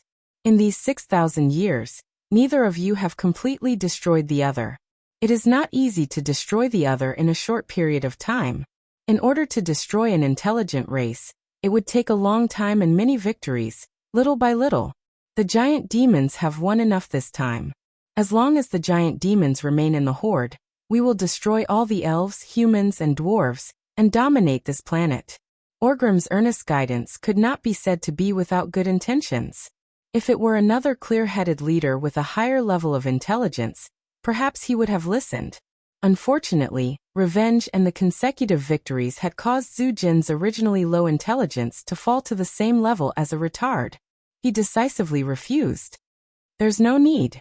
The giant demons are ashamed to be associated with a tribe that was scared away by a flag. Zhu Jin raised the remaining axe in his hand and shouted, "Giant demons! We don't need to rely on the cowardly orc tribe. We can destroy Silverymoon City ourselves." The hearts of the giant demons were stirred up by Zhu Jin's provocative declaration. They immediately raised their weapons and let out a heaven-shaking roar. Their spears were like a forest, and it really did look like that. Zhu Jin didn't care about Orgrim and the others' reactions. He just led the troll chieftains away. "Idiot! Don't you think that without us, they wouldn't even have the right to step into the eternal song forest?" Zulu had scolded. "What should we do?" Kargath Bladefist asked. "Go." And as soon as possible, Orgrim picked up the map that had fallen to the ground and drew a circle on it. Finally, it landed on a name. "We'll go like this, and then go here." The tribe chiefs thought for a while, and finally nodded. Back at Silverymoon City, at the banquet hall, Duque reluctantly let go of Aurelia. "Duque, rest early. Perhaps tomorrow will be a bitter battle. After all, there are at least 4 days before your reinforcements arrive." "Bitter battle? What bitter battle?" Duque pretended to be ignorant. "What do you mean? The High Elves can't defeat the orcs, ogres, goblins and giant demons, but can't they defeat a group of giant demons who don't even know how to break through magic?" Duque replied with a faint smile. "Oh, if this is true, then this is definitely the best news I've heard since Kuel Salis was invaded." The one who replied was not Aurelia, but Prince Kale Vats, who had unknowingly appeared in the corridor a few meters away.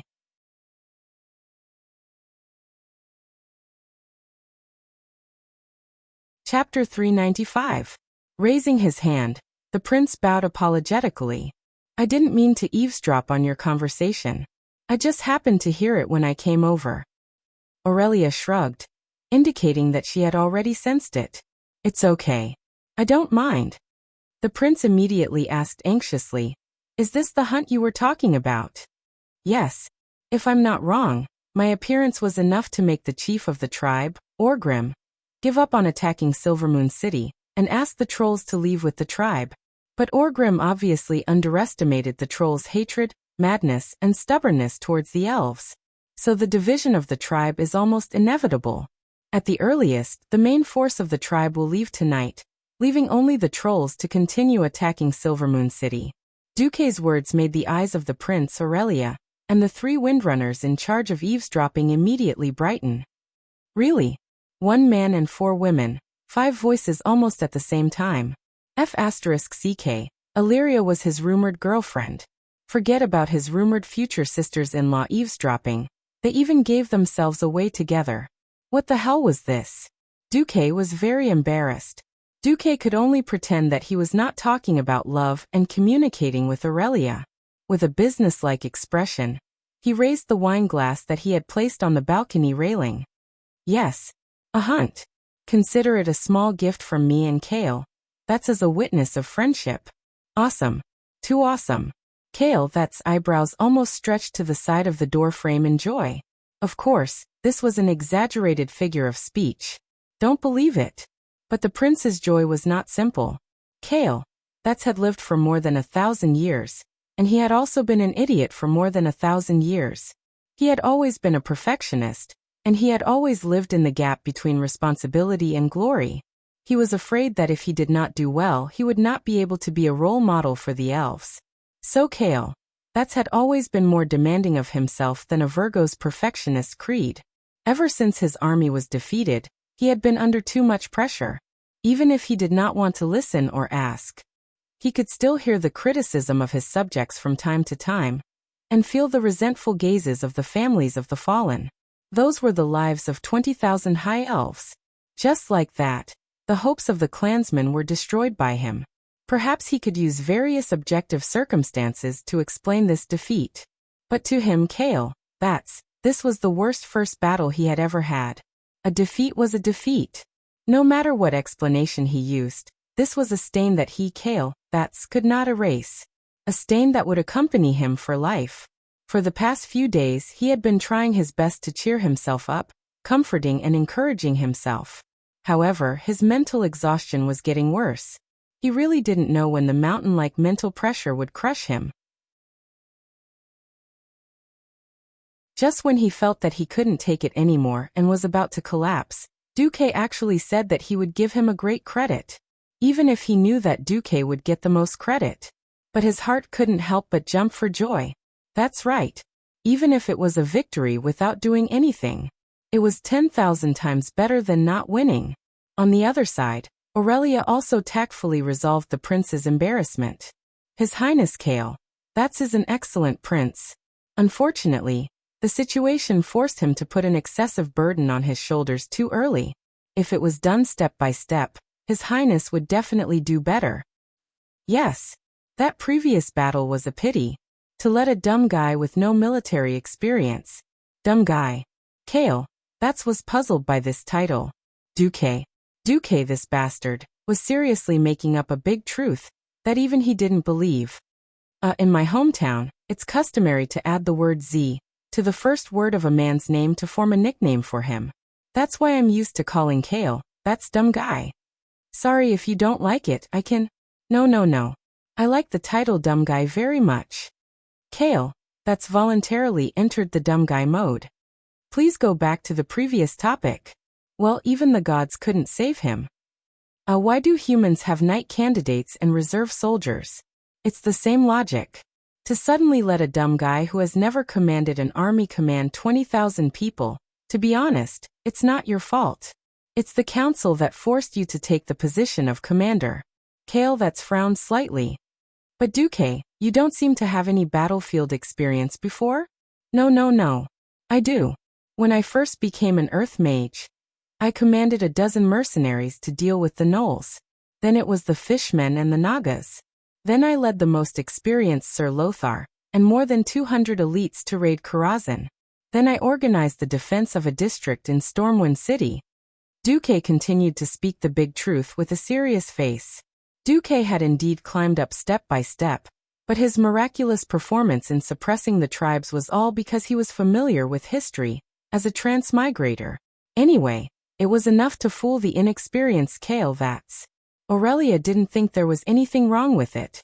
So dumb guy, what you need the most now is a mentor who can give you actual combat experience and guide you to deal with the tense situation in front of you and achieve victory. That's right. That person is your brother, me Duque. It sounded very mysterious and full of a sense of deception. Unfortunately, Duque's battle record was too frightening, and the momentum of repelling an army with one flag was too awesome. Kale that's had to believe it.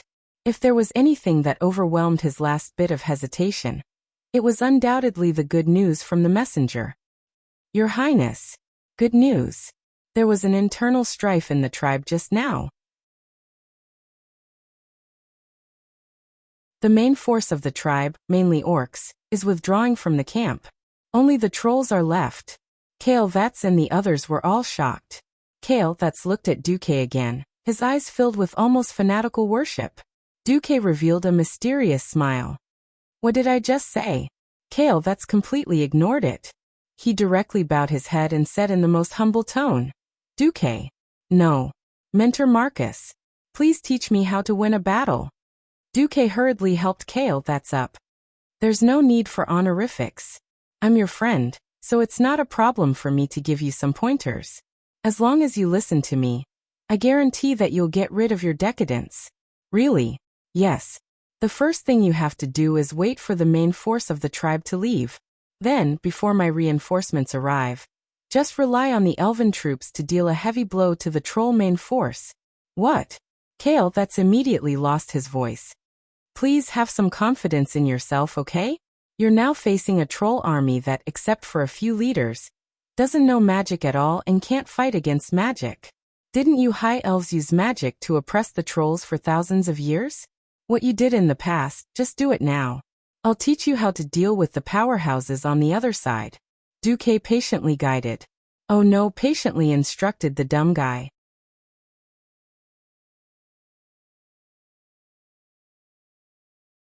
Chapter 396. How did Kale that's become an out-and-out rich man in history? From a handsome prince who was loved by everyone, had flat tires and admired by tens of thousands of people, he had become a villain boss that everyone wanted to kill. Even his own people didn't like him, and everyone wanted him dead. This was a very long and complicated story. Of course, this could be attributed to many objective factors. For example, when Kale, that's took over the High Elves' blame, it was during the destruction of Kuel Salis, the destruction of Silvermoon City, and the death of his father and the Silvermoon Council. As the only high-ranking member who survived, Kale, that's had no choice but to come out and carry the flag. The times could create heroes. If Kale that's really had an indomitable will, he might really be hero material. Unfortunately, not every hero was called Lothar, and not every hero had the will, strength, and luck to restore the country. The biggest reason why Kale, that's could not rise again from the righteous path was his lack of willpower. In the first half of his life, he had not suffered any setbacks at all. He also wanted to work hard and deal with the challenges. Unfortunately, because of the restrictions of the council on the royal power, the council spared no effort to obstruct Kale, that's growth. Even though Kale, that's had practiced powerful magic, he was still a prince who was like a flower in a greenhouse. On the surface he looked perfect, but in fact he was very easy to fool. This was why he had led his people away from the righteous path, because of a small conspiracy, and a small trick by Queen Nagavashch. Duque had guessed correctly. At this moment, Kale that was definitely under a lot of pressure. Those who are capable must lead their people to stand up and fight. This is an unshirkable responsibility of the Sunstrider royal family. You are the only heir of the Sunstrider. You must bear this responsibility. Anastrian's strict teachings had made Kale that's feel like he was walking on a single log bridge connecting two cliffs for a long time. This failure and the death of 20,000 troops had directly broken the single log bridge in Kale that's heart.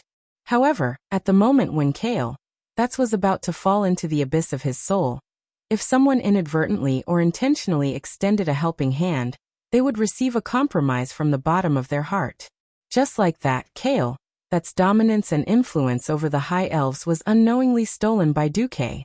In reality, Kale that's had completed a spiritual escape with a joyful and relieved state of mind.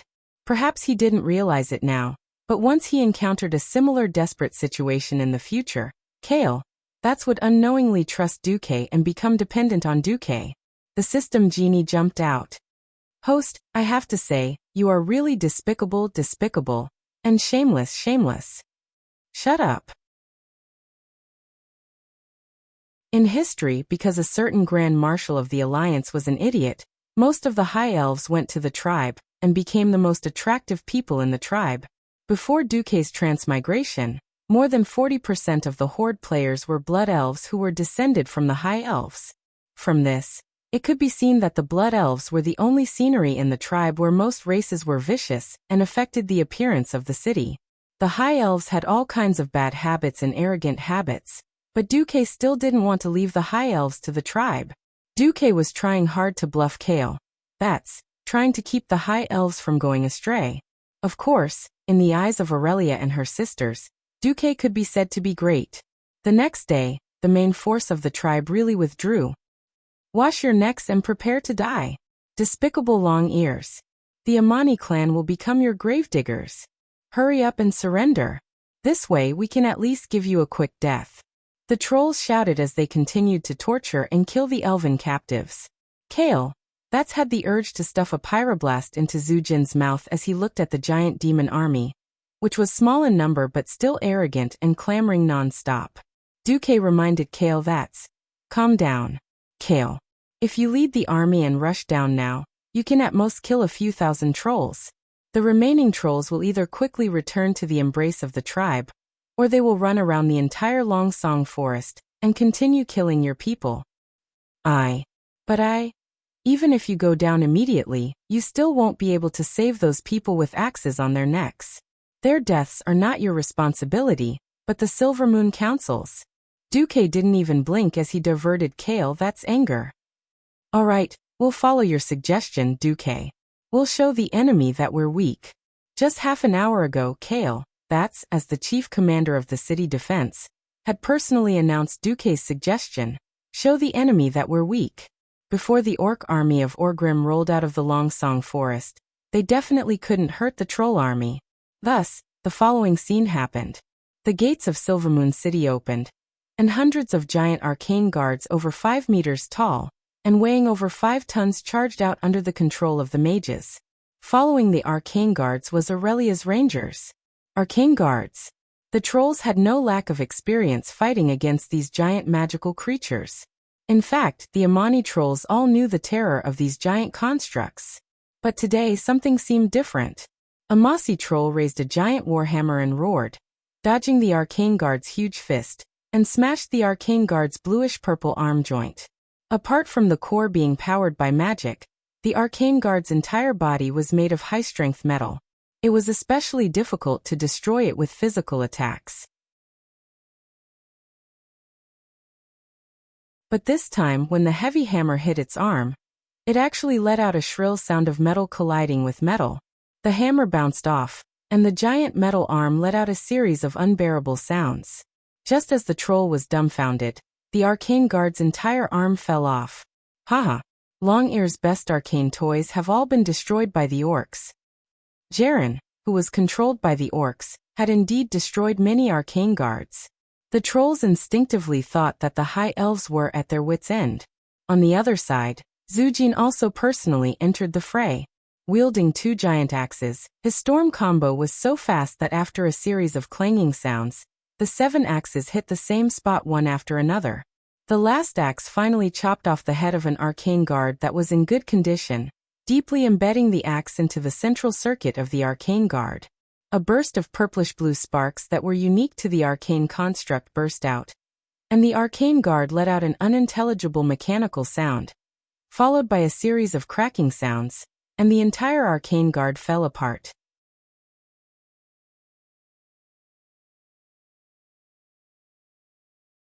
Chapter 397. In the forest not far from the battlefield in front of Silverymoon, a few orc scouts were watching the scene unfold before them. The mystics of the horde were mainly warlocks, with shamans as support. All the twin-headed ogre mages were pure elemental attack mages, unlike the humans in the Dalajan kingdom, who had spent more than 2,000 years to develop a complete magic civilization. The horde did not have magical communication. In terms of sending messages, they were still in the era of running and messengers. No one in the horde felt that there was a problem. In fact, Orgrim was already very satisfied with the addition of the Red Dragon to the team of messengers. Now these scouts quickly got what they wanted. When the scouts caught up to Orgrim, they reported to the chief how the High Elves had easily and effectively sent the unsteady arcane guards to their deaths, and how the High Elven Rangers had accurately dodged the rain of javelins that were almost invisible to the naked eye. In the end, the trolls had won the battle. Orgrim let out a long sigh. Someone will have to pay a terrible price for their stupidity. Before it was us, now it's the trolls. But at least I can confirm that Silverymoon is indeed under Duque's command. The chieftains who were walking slowly beside Orgrim all nodded their heads, as if saying yes. Duke's expression of approval was that's King Sinister. If the elves had heavily injured the trolls after the horde's main force had retreated, Zujin might have woken up and come back pitifully to the horde. That way, even if Zujin was useless, he could still bring 20 to 30,000 trolls who were good at throwing javelins. Unfortunately, Duque did not give Orgrim the chance. As long as the orcs did not leave, Duque would suppress the high elves and not lay a hand on the trolls. Didn't the trolls want to win? Here, I'll send you some useless toys to dismantle every day to fool those silly trolls into thinking that I can really win. But the horde could not wait. Orgrim did not know how long Dogram Hellscream could last. Moreover, Duque's reinforcements had already started to enter Longsong Forest. They maintained a safe distance of at least 150 kilometers from the main force of the tribe, and took a detour from the west side of the forest towards Silvermoon City. It wasn't that Orgrim didn't think of ambushing the reinforcements, but when he found out that Duque had managed to bring Stormwinds' fleet to the west coast of Longsong Forest, he knew that the horde had no chance here. Between the orc army and the human reinforcements, there was still an army of early warning robots that covered the mountains and plains. In the worst-case scenario, if the human reinforcements were really ambushed by the horde, they could still retreat to the sea under the cover of the cannons of the warships. Who said that your tribe doesn't have sea power? Duke Marcus, How great would it be if you were an orc? Orgrim muttered to himself. He then raised his head and said without turning his head, "Let's go. One day, we will conquer the entire world. When that time comes, every human, elf, and dwarf will have to crawl under the feet of the orcs." Even though the Battle of Quell, the loss gave Orgrim the feeling that it started anticlimactic, but the humans' use of tactics and strategies, especially Duke's military tactics, seemed to have opened a door to a wider field for him, and Orgrim felt that he had benefited a lot from it. Orgrim was not the only one who had benefited greatly. Kale Vats was the same. For 3 consecutive days Kale Vats listened to the rangers report on the retreat of the orcs while watching the Trolls Monkey Show. Not only Kale Vats, but even the high elves guarding the city began to feel a sense of superiority. It had to be said that the trolls had put in a lot of effort to attack the city. The horde had indeed left all the siege tools for the trolls, but there were many things that the trolls couldn't handle. For example, Golin's giant siege vehicles that were at least 10 to 8 meters tall. With these iron siege vehicles that looked like giant wheels, Silvermoon City's 15-meter tall, seemingly tall city walls were as fragile as building blocks. If it were the trolls, they wouldn't even budge. The trolls could only use some more conventional siege weapons. Unfortunately, every time they got close to the city walls, Silvermoon City would open the gates and release the dogs, the arcane guards, to counterattack. Regardless of how many there were, the arcane guards worked well. They looked intimidating enough. The 4 Windrunner sisters and the Silvermoon Council members were also on the city walls. If the trolls dared to attack the city, the elves would dare to massacre them. In any case, the elves only defended and did not attack. They held out for 3 whole days. On the morning of the 3rd day, it was time for the final battle. Countless small teams of soldiers came out of Silvermoon City's barracks. They quietly passed through the streets and alleys, forming a torrent. They practically filled all the streets, alleys, squares, and roads near the south gate of Silvermoon City. In the widest square, the most elite Imperial Guards were lined up in a few huge square formations. At the front of the square formation, there were 3 neat rows of arcane guards that were completely different from the previous 3 days. They were bigger and more majestic. In front of the arcane guards, there were a lot of thick armor with long steel spikes for collisions. The arcane guards had completely become war machines, and not the guards that the arcanists used to guard their homes. And the nimble elven rangers covered the roofs of almost all the houses on the side of the square. Originally, none of the high-level elves approved of Kale Vats' risky counterattack. Even though the main orc force had left, there were still more than 50,000 trolls outside. Even more trolls heard the news and swarmed over from all over the Lordaeron continent to participate in this revenge against the High Elves. But when Duque secretly brought a Nastrian and Kale Vats to a forest to the west of Silvermoon City, the Sunstrider father and son immediately understood Duque's intentions. The 800 Griffin Knights led by the Wildhammer Dwarf King, Kudrin, was the greatest insurance. If anything really happened, these griffins could definitely come out at the critical moment to teach the trolls a lesson. Wasn't this kind of easy victory the best way to restore the reputation of the Sunstrider Wong family? Leaving a few trusted aides by Kudrin's side to act as liaisons and surveillance, the Sun King brazenly pushed for this great counterattack. Wuh! The rhythmic sound of the elven horn stunned Zujin, who was preparing to attack the city. The gates of Silvermoon City opened once again. Unlike the previous few times, as if afraid that the trolls would take the opportunity to rush in, only one gate was opened. This time, all 7 gates were opened. Like water slowly overflowing a dam, the High Elves' torrent rushed out of Silvermoon City. Every troll was dumbfounded.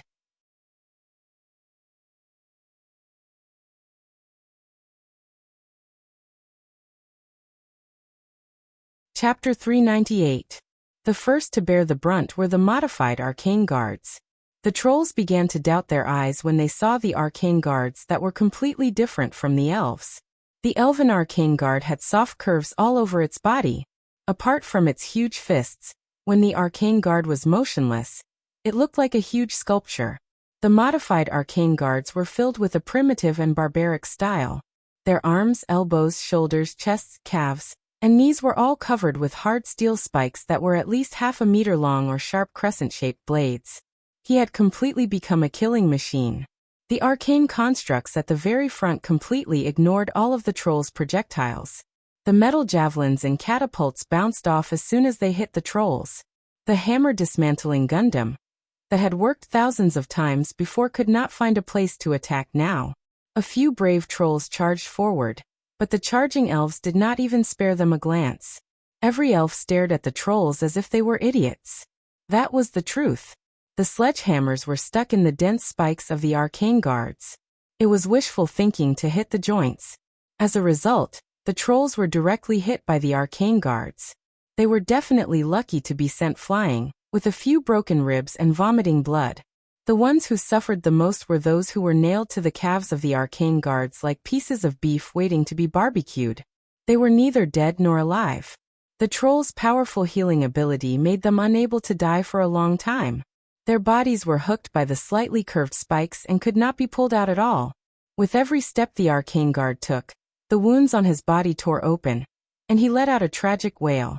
If the giant beast Golan or the agile twin-headed ogre warriors were still here, they could at least rely on the brute force of these non-human monsters to forcefully resist the arcane guards with their strength and heavy weapons.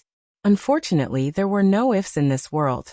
The trolls were generally more than 2 meters tall. In front of these huge magical and mechanical creatures, they were as laughable as ants. No, Zujin's subordinate Nararak roared. As one of the best who had undergone the transformation of the Storm Altar, Nararak had obtained a transformation ability similar to that of a druid. With a roar that sounded like it came from ancient times, he turned into a giant bear that was more than 6 meters tall and weighed at least 5 tons. The giant bear was charging. It was an unscientific combat technique based on the warrior's charge skill. The huge and sharp bear claws dug a deep ravine on the ground that was deep enough to fit a person's calf. The huge and exaggerated figure left a stream of light on the ground. Wild assault. Using its extraordinarily thick fur, Nararak's bare paw smashed the spikes and blades on the arcane guard's body before smashing the arcane construct's joints. After the giant arcana guard collapsed, it seemed to be struggling to get up. In the blink of an eye, the giant bear had smashed the arcana technique core with its claws. On the city wall, Kale Vats frowned. Duque's voice rang in the prince's ear. Let Saladre and Segunar go up with 2 healers. Send a team of elite rangers or mages to take care of the rest. Kale Vats did as he was told, and the effect was immediate. Nararak, who had a particularly powerful impact, was immediately restrained. The prince's 2 strong hands were just in time to restrain Nararak. At this time, another troll that could summon hurricanes and lightning appeared. He was Eichelson, who had the resounding nickname of Eagle God. He destroyed 3 arcana guards with a powerful lightning strike, and then summoned hurricanes that easily swept away a large number of elven soldiers. Kale Vats' face twitched as he looked at the soldiers who were sent flying into the sky and blasted into charcoal by the terrifying lightning strike. Duque snapped his fingers and summoned Aurelia and Cervanus. Duque's instructions were simple and violent. Stand in the eye of the storm and shoot everything that has nothing to do with the elves. On the battlefield, rescue was like putting out a fire. Every moment of delay was the loss of dozens of lives. The Windrunner sisters leaped from the top of the high city wall and glided into the battlefield. After 7 or 8 quick and agile jumps, they faced off against Eichelson. Next, a few of Zujin's subordinates who had been strengthened by the Storm Altar acted for the first time. However, after a short period of viciousness, Duque gave the prince a few pointers, and those guys were restrained. At this time, the way Kale Vats looked at Duque changed. Duque's foresight was not enough to describe Eichelson. His earth-shattering power of observation was not enough to describe him. The kind of penetrating power that could see through the enemy's weakness with a glance. This made Kale Vats admire him greatly. A feeling of worship grew wildly in the heart of the Sunstrider prince. Kaisi, this is actually not a big deal. Actually, after Aurelia told me that Ghoul Dan destroyed the runestone, I rushed to the scene. After some research, I had already deduced 80% of the opponent's skills and strength, and had already thought of a countermeasure. The response I made after seeing it on the battlefield was just a supplement to what I've been thinking these past few days. Duque I admire you. You don't need to admire me. You can do this too. As long as you are good at observation and thinking, you will be able to discover many things that you have been ignoring before. As long as you make more complete preparations than the enemy, the scales of victory will naturally tilt towards your side during the confrontation on the battlefield. I have learned from you. Kale that's bowed deeply to Duque. Duque gladly accepted it. The trolls had always been at a disadvantage when fighting against the elves. After the experts strengthened by the storm altar were restrained, the trolls were once again at their wits' end. The scattered spears thrown at the elven troops were mostly blocked by the ferocious arcane guards at the front. Less than 10% of the spears were thrown at the back. Even if a few elves fell occasionally, the soldiers at the back would immediately fill in the gaps. The enemies in front of them seemed endless, causing Zhu Jin to feel a sense of helplessness. In terms of numbers, the trolls definitely had the upper hand. However, when hundreds of arcane guards lined up in a row and pressed down with an earth-shattering momentum, it felt like the elves had become a true army. Although the trolls did not put down their weapons and escape, they could not help but retreat uncontrollably. They wanted to retreat from the plains in front of Silvery Moon back into the Long Song Forest. At least the complex terrain there could stop the huge arcane guards' charge. At least there, they did not need to face the astonishing momentum that could make the earth tremble.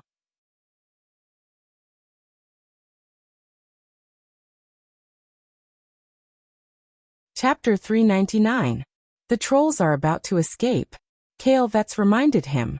Taking the Amani trolls as an example, one of the reasons why the elves hadn't been able to exterminate them for thousands of years was that forest trolls were natural forest killers. This was especially true for someone like Zhu Jin. As long as he didn't want to be caught, he wouldn't be caught.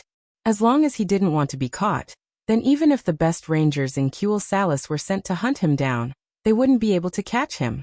Before Duque's crazy and unreasonable Yao Yao army appeared, the war in the forest was a battle between trolls and elven rangers.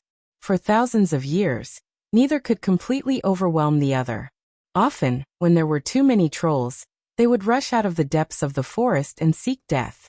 When the trolls were killed, they would immediately scram back into the forest to recuperate.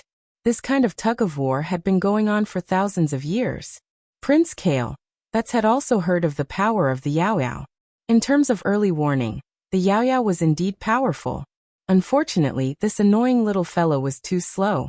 In a full-speed pursuit, the Yao Yao was useless. Again, it was easy to break up and defeat trolls, but difficult to annihilate trolls. Compared to the sacrifice of nearly 200,000 soldiers and civilians, defeating a troll army that had lost the support of the orcs was far from enough to satisfy the elves' hatred. Kale, that was anxious. Duque shook his head leisurely. The way of a commander, in addition to looking at the overall situation and making the most beneficial choices for one's side, is to learn to read people and learn to wholeheartedly believe in experts who are proficient in certain areas. Experts? Everyone has their own strengths. Duque pointed at the fighting Sagunner. Brave and ruthless, the vanguard. Duque then pointed at Aurelia, who didn't forget to command and coordinate the four sides in the fierce battle. Able to fight and control, the general. Duque finally pointed at himself. Able to complete special tasks at special times and places, the specialist. With that, Duque chanted a string of incantations. When Kale, that's first heard it, he instinctively felt that it was very familiar, because it was the incantation to activate the runestone array buried under Longsong Forest. However, when he listened carefully, he felt that something was amiss. From the middle part onwards, the incantation had been changed beyond recognition. Even if it was the same magical device, different incantations often corresponded to different effects. Kale, that's really didn't know how Duque knew about this incantation, and how he modified it. The prince barely understood Duke's incantation in the language of the High Elves. He changed the word rise to sink, and deposit to release. However, more than 30% of the runestones had been destroyed, and most of the arcane energy buried under the forest had been used up. What else could Duque do? In Kale, that's expectations. It would be difficult to even make a fire with a runestone magic circle, let alone a flame that could incinerate 10,000 people. At this moment, in Duque's perception, the situation was completely different. Lines of data flowed down from Duque's retina like a waterfall, pouring into Duque's vision and imprinting in Duque's mental world at the same time. A large amount of knowledge poured into Duque's head like a force-feeding duck. This should have been a very uncomfortable process, but when all the knowledge was crushed into fragments of memories and continuously rotated at high speed, like rivers flowing into the sea, everything changed. Importing geological data of Longsong Forest, comparing the geological conditions of the battlefield, feeding back the magic conditions into a data link, loading the strongest king terrain modification system. Authority supreme. Kale, Bats, who was beside Duque, watched in astonishment as Duque's pupils gradually changed from deep black to the color of flowing mercury. A series of magic waves gradually appeared under his feet, as if the magic circuit on his body extended from his limbs to the city wall, and then from the city wall to the entire battlefield. How is this possible? Kale Vets cried out in shock. As the ancestors of magic, the biggest difference between the High Elves and the city wall was that they solidified the city wall of Silvermoon City with magic to prevent the wall from collapsing under the effects of high temperatures and low temperatures. Even the Sun King himself, who had built the city wall back then, could not allow his magic to pass through the city wall. This was because the city wall had been reinforced and solidified many times with magic. However, Duque did it. Boom. The large area where the trolls stood seemed to have experienced an incomparably violent earthquake. Suddenly, the entire area shook. Standing on the high city wall, Kale, Bats and a few counselors of the Silvermoon Council could see the entire battlefield even more clearly. It was as if an indomitable giant beast had chomped down on the area behind the troll. A huge crescent-shaped area suddenly sank by a full 5 meters. No, it's not just 5 meters.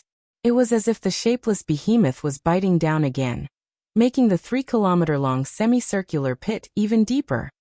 Boom. There was another loud noise. Every time a loud noise came from the ground, the crack would expand, deepen, and widen. No troll knew how deep the dark trench was, but it was already more than 30 meters wide. No. The trolls were horrified to find that their escape route had been cut off.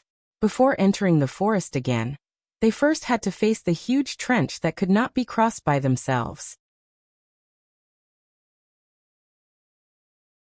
At this moment, Duque smiled. Kale, please. Use your flames to make the trolls jump into the trench and go to hell. Kale Vet's eyes widened. He suddenly realized that this was the hunt that Duque was talking about. Without hesitation, Kale Vet's activated all the magic circuits in his body. His entire body rose into the air and burst forth with a strong light that was enough to dazzle the eyes of every warrior on the battlefield. The power of the flames that flowed out of Kale Vet's body was too terrifying. In just a few breaths, he turned into a huge and illusory fire phoenix. This huge creature that was burning with flames slowly floated down from the city wall. It pounced on its flame wings that were wider than the main gate of Silvermoon City. Every time it flapped its wings, it swept up blazing turbulence. Kale Vets did not even have to attack. Just the power of the flames that flowed out was already like a flaming storm that could destroy half of the forest. The High Elves watched as their prince flew over their heads with a ferocious might that could overturn the entire battlefield. They immediately burst into loud cheers that could overturn the clouds in the sky. Long live the Sunstrider! Long live His Highness Kale Vets! Kale Vets activated all the magic circuits in his body, and the various magic treasures of the Sunstrider royal family on his body immediately shone brightly. He pushed his palms forward, and a wall of fire that was more than 2 kilometers wide appeared on the battlefield.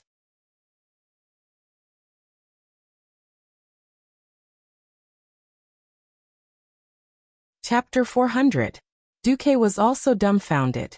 He had never expected that Kale Vets would be able to create such an exaggerated and insane wall of fire with his full strength.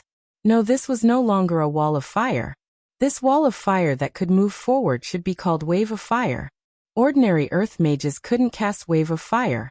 Sky mages could probably create a wave of fire that was 20 meters wide in a short period of time. Duque calculated his limit, and estimated that he wouldn't be able to withstand a width of 200 meters.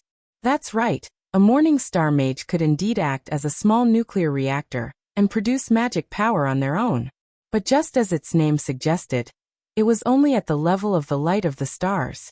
Considering that Kai-Z was only a radiant moon, according to the estimation given by the system notification, it would be impressive for Kale. That's to create a wave of fire that was 500 meters wide at most. Now that it was 2 kilometers wide, even if it was a short-term spell, it wasn't hard to imagine that the amount of magic and mental strength needed to control the spell was astronomical. Without a large pile of top-notch epic magic equipment, it was impossible to survive. As expected of a nouveau riche. No, it should be said as expected of an imperial family. The wealth of the Sunstrider Wang family, which had been passed down for nearly 7,000 years, was indeed unimaginable to outsiders. Any low-grade item that they didn't even bother with was enough to cause a civil war among the Dalian pharaoh outside. Second generation Wang, let's be good friends. Of course Duque, who called himself an honest and reliable gentleman, would never have any ideas about Kale. Well, it was another matter when he thought about how he had cleared Kai-Z's dungeon countless times before he transmigrated. The trolls below were miserable. No one would have thought that the runestone array could be used in this way.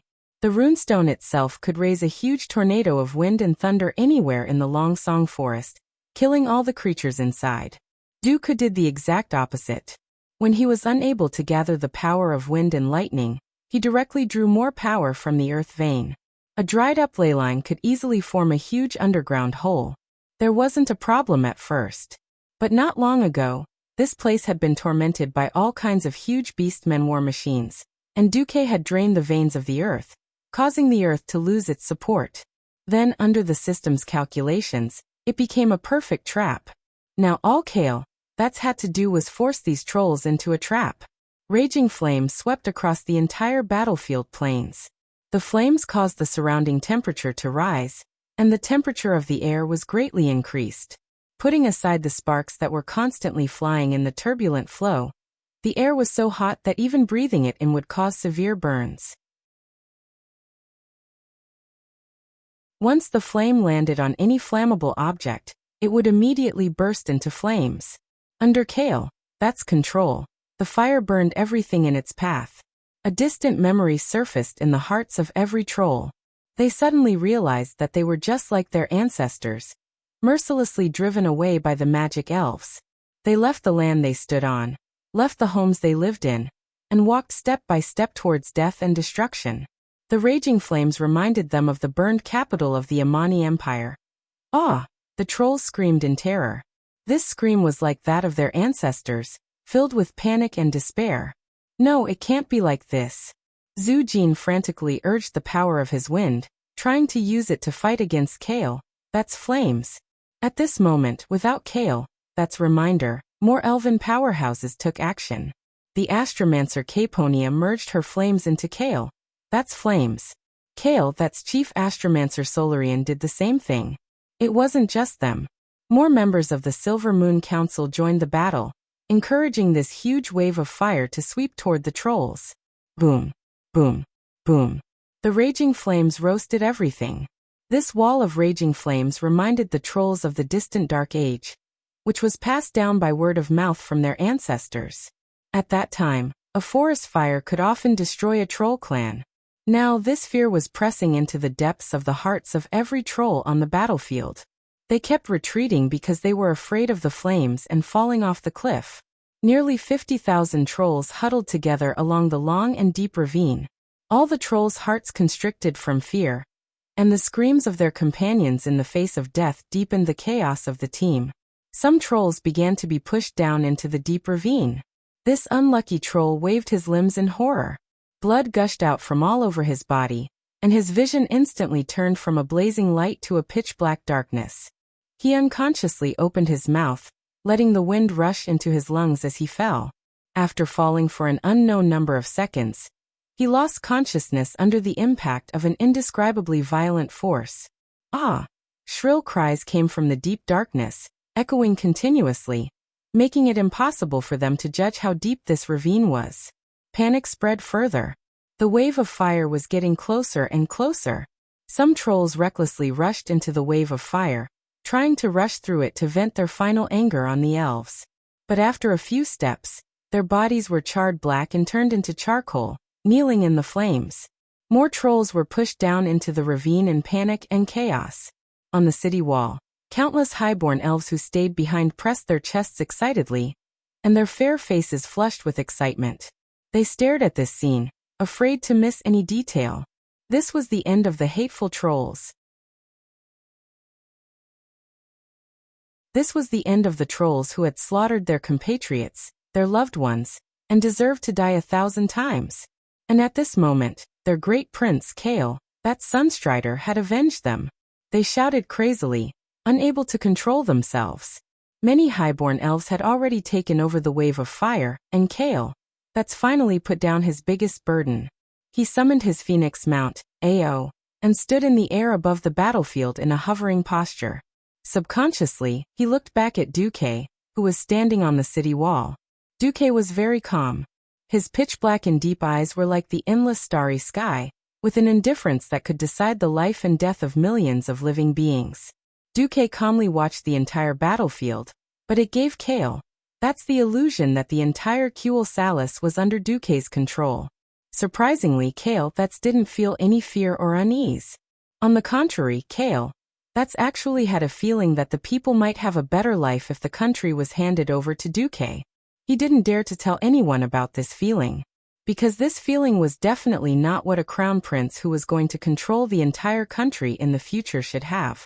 Kale that smiled and waved at Duque, but all the elves thought that the prince was waving at them. Immediately, a tsunami of cheers sounded.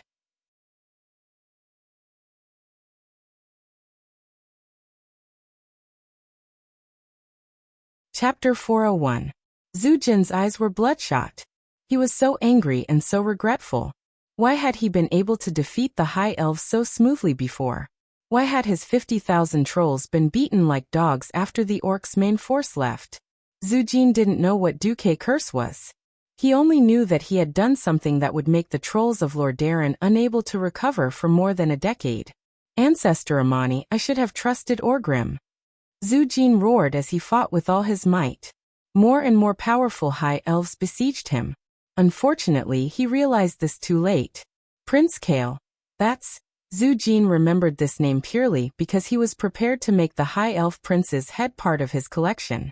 Now the owner of those eyes was looking down at him from above. The huge bird-shaped elemental creature under the prince seemed to cover half the sky.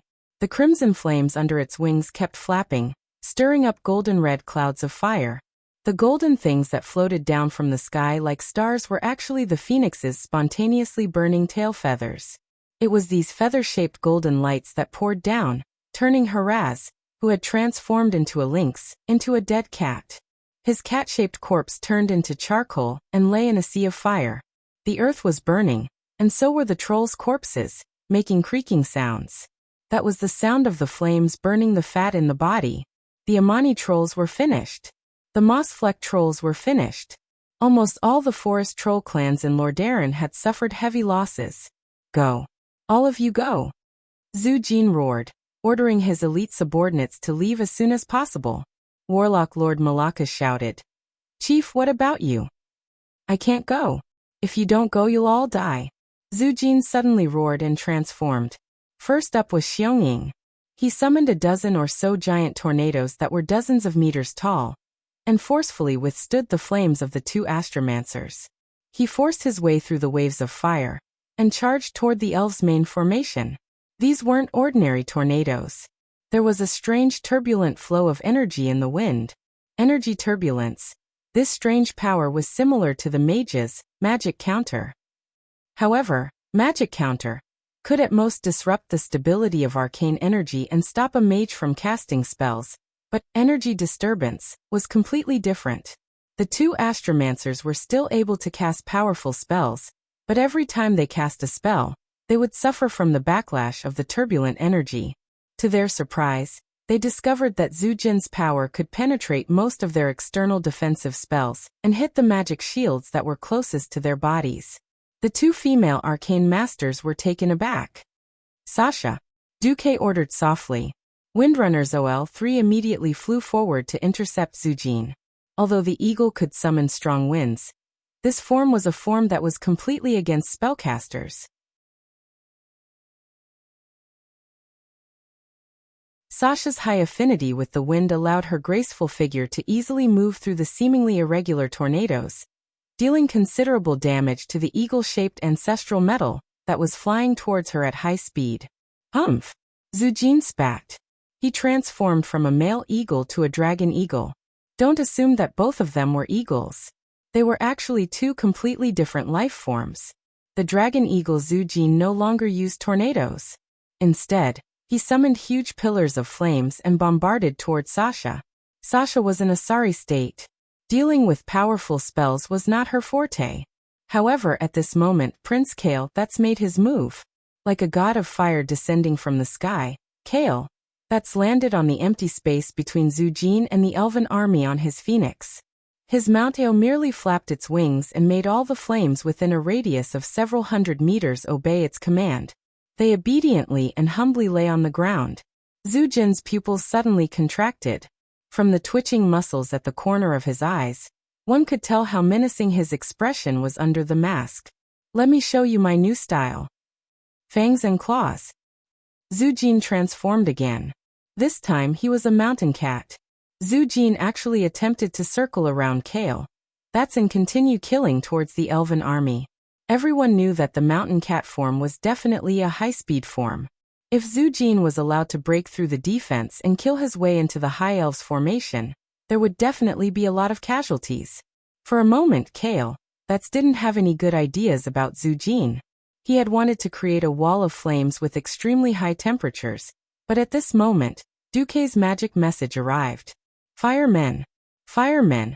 A special type of fire magic.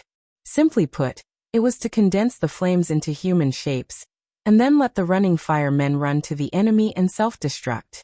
This wasn't a mainstream type of magic because it was too inefficient. For most mages, rather than waiting for the firemen to run over, it was more practical to just throw a fireball. Either way, these two types of magic needed to be guided, or they wouldn't be able to hit the target. Any high-level mage with common sense would instinctively reject Duque's suggestion. Kale that's did as he was told.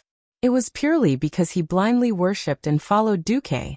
When dozens of firemen appeared behind Kale, that's a miracle happened.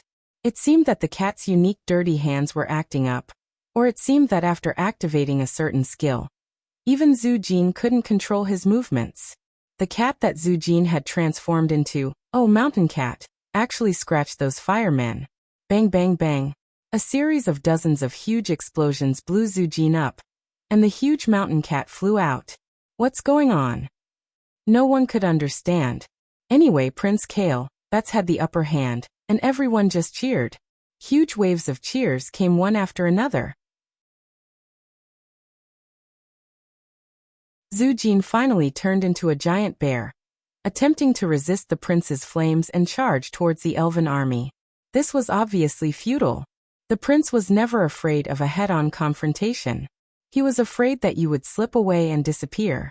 12 huge fireballs surrounded Kale, that's at the 12 o'clock position. With a light turn of his arm, 12 consecutive fireballs blasted towards Zhu Jin. Boom boom boom. Zhu Jin resisted with all his might. Unfortunately, he didn't last long under the crazy bombardment of the next Elven King. 30 seconds later, the outcome of this massive battle was decided. Zhu Jin let out a wail as he was blasted away by Kale. That's like a high-flying ball.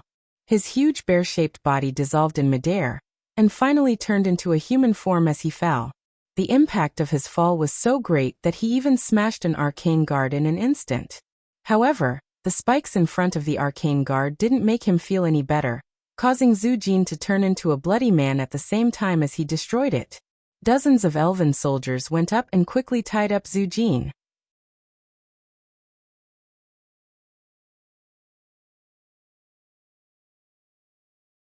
Chapter 402. The sound of Zhu Jin hitting the arcane guards was so loud that the entire ground seemed to let out a cry of pain at that moment. However, this was the last sound of battle on the battlefield. Apart from a few troll powerhouses who had been strengthened by the storm altar, and used the power of wind to fly across the huge crack in the ground, 99% of the trolls were left behind. In the huge crack, the groans of the trolls could still be heard. It was conceivable that there wouldn't be too many trolls that survived, nor too few. The incomparably strong vitality of the trolls meant that as long as their heads and hearts weren't destroyed, they would be able to heal themselves perfectly. This wasn't important. The trolls in the crack had nowhere to escape. After they climbed out, what awaited them was death. Duque floated down from the top of the city wall with slow fall, landed accurately in front of Kale, and extended his hand to the elven prince. Congratulations, Your Highness Kale, This is a perfect counterattack. Looks like I can save my people a few 100 kilometers, Duque said loudly, his voice so loud that hundreds of people around him could hear him clearly. If the elves had suffered hundreds of casualties in exchange for the destruction of 50,000 trolls before the war with the Horde, the High Elves would definitely have shown Duque what it meant to be high. That kind of arrogant attitude of superiority couldn't be suppressed at all. Now anyone with a bit of brains knew that this was purely Duque hanging the last fig leaf for the glory of the High Elves. A day ago, the High Elves who had been beaten like dogs were hiding in their main city. Even their last magical defense array had been broken by the Horde. They were like a young girl in thin clothes waiting helplessly in a corner to be ravaged by their enemies. Duque had made a dazzling appearance.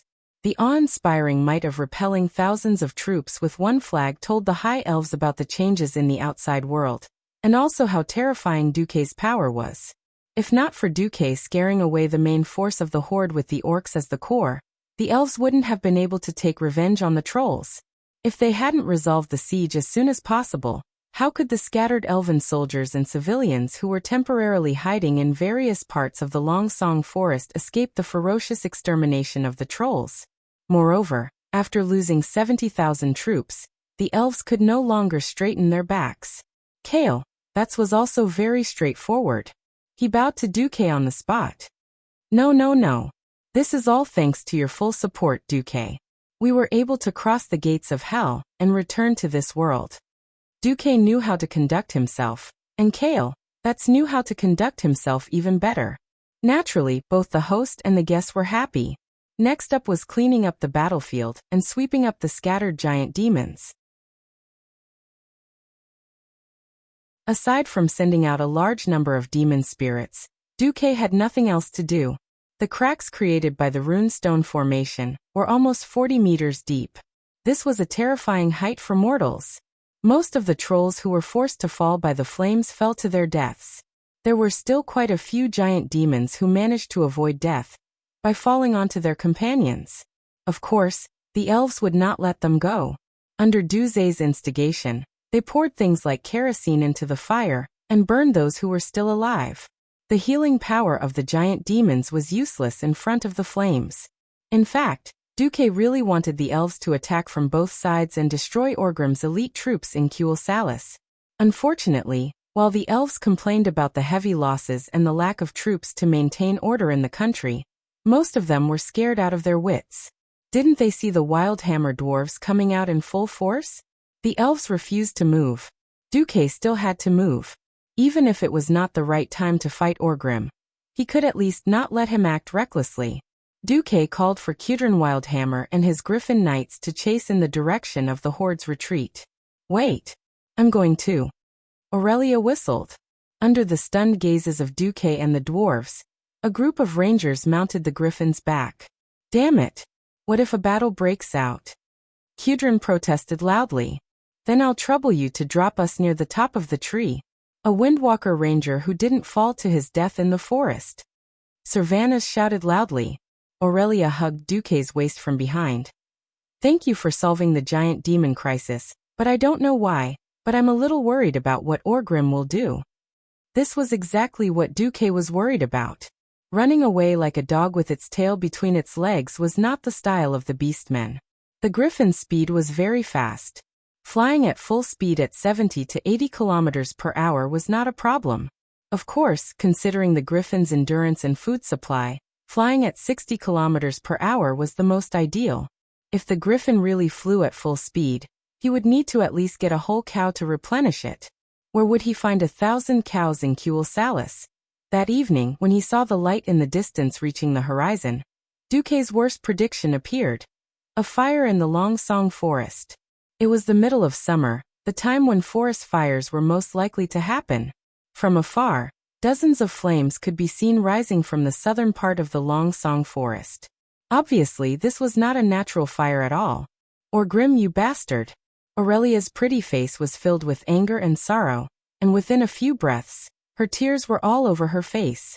Not only her, but all the elves in Duque's vision also showed expressions of grief and despair. Duque was silent. As a transmigrator from a metropolis, he might never learn the ranger's love for nature. He also could not understand the grief they felt after the forest was burned, as if they had lost their loved ones. It was obvious that the horde had left after the fight with the giant demons last night. But after Orgrim had the horde march slightly out of the Longsong forest, he aimed at the direction of the wind and set fire. The more densely packed areas were obviously the work of the wolf riders, and it could be seen that the fires were more concentrated. If he wasn't wrong, it would be the work of Zulahid's red dragon. The rolling flame swept across the front of the forest like a huge wave. The intense heat evaporated every trace of moisture in the air, and the forest swayed like a mirage under the light of the setting sun. There were many black spots swaying back and forth in the sky, spitting out long beams of light. There was no need to guess, those were the wyverns. Although the lush Longsong forest did not lack rain in the summer, and the trees had just been soaked by the rain, they were instantly burned to ashes by the blazing hot dragon breath. The thick black smoke, coupled with the darkness of the night, began to block the sun. The flames showed no signs of stopping, and followed the hot summer wind to engulf the trees further away. Although it was not enough to destroy them instantly, it was enough to set them ablaze. The fire spread endlessly in all directions, engulfing one tree after another. It was like a plague that was spreading at high speed.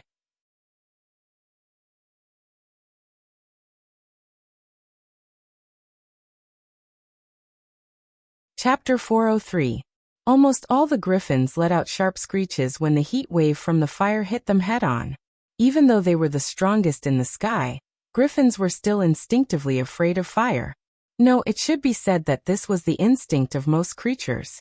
Fly to the west. The leader of the Wildhammer dwarves, Kudrin, quickly made a hand signal. Only about half of the griffin knights reacted and flew sideways with Kudrin. A considerable number of griffins had to hover or fly back to find a way out. When Duque flew to the west where the air was slightly fresher, he pulled the reins of the griffins and let them hover gently, giving him and Aurelia enough time and space to watch the terrible disaster in front of them. It was different from when Duque burned down the elven forest. At that time, the elven forest was completely occupied by the enemy, and humans did not have as many thoughts as the elves. But now it was different. When Duque squinted his eyes to reduce the strong light entering his eyes, Aurelia unconsciously tightened her grip on Duque. It was a strength that was far above that of Duque's. The strength of her arm was so strong that it felt like it could squeeze Duque's internal organs out. "Quick, stop this fire!" She shouted as if she had gone crazy and shook Duque's body forcefully. "Duque, aren't you omnipotent? Hurry up and stop this damn fire." "I can't do anything." Duque really wanted to say that. He was not a druid, nor was he the Virgin Mary, nor was he a savior. He was just a mage who was more good at destruction than creation. But listening to the mournful trembling in Aurelia's voice, Duque only felt that his heart was also broken. The giant dragons were like playing bats, hovering low in the sky in front of them. Wherever they passed, there was a raging fire spreading. Perhaps these red dragons were unwilling to listen to the orcs' control at first, but as time passed, it was clear that some of the red dragons also accepted this identity. Under the orcs' guidance, they released the tyranny in their hearts. In his field of vision, half of Salis was burning. The flames and smoke were like a cage of destruction, tightly enveloping the home of the High Elves. Like the god of death, the flames spread from the foot of the mountain to the foot of the other mountain. It turned the places it touched into the fiercest red flames, and behind it, a remnant of darkness that was left after the flames had been completely burned. Duque was sure that even Silverymoon City could see the fire. This was revenge. This was Orgrim's revenge. Just like how he burned the elven forest and left the horde behind. Now, Orgrim was using the same method to pay back what Duque had done to the horde.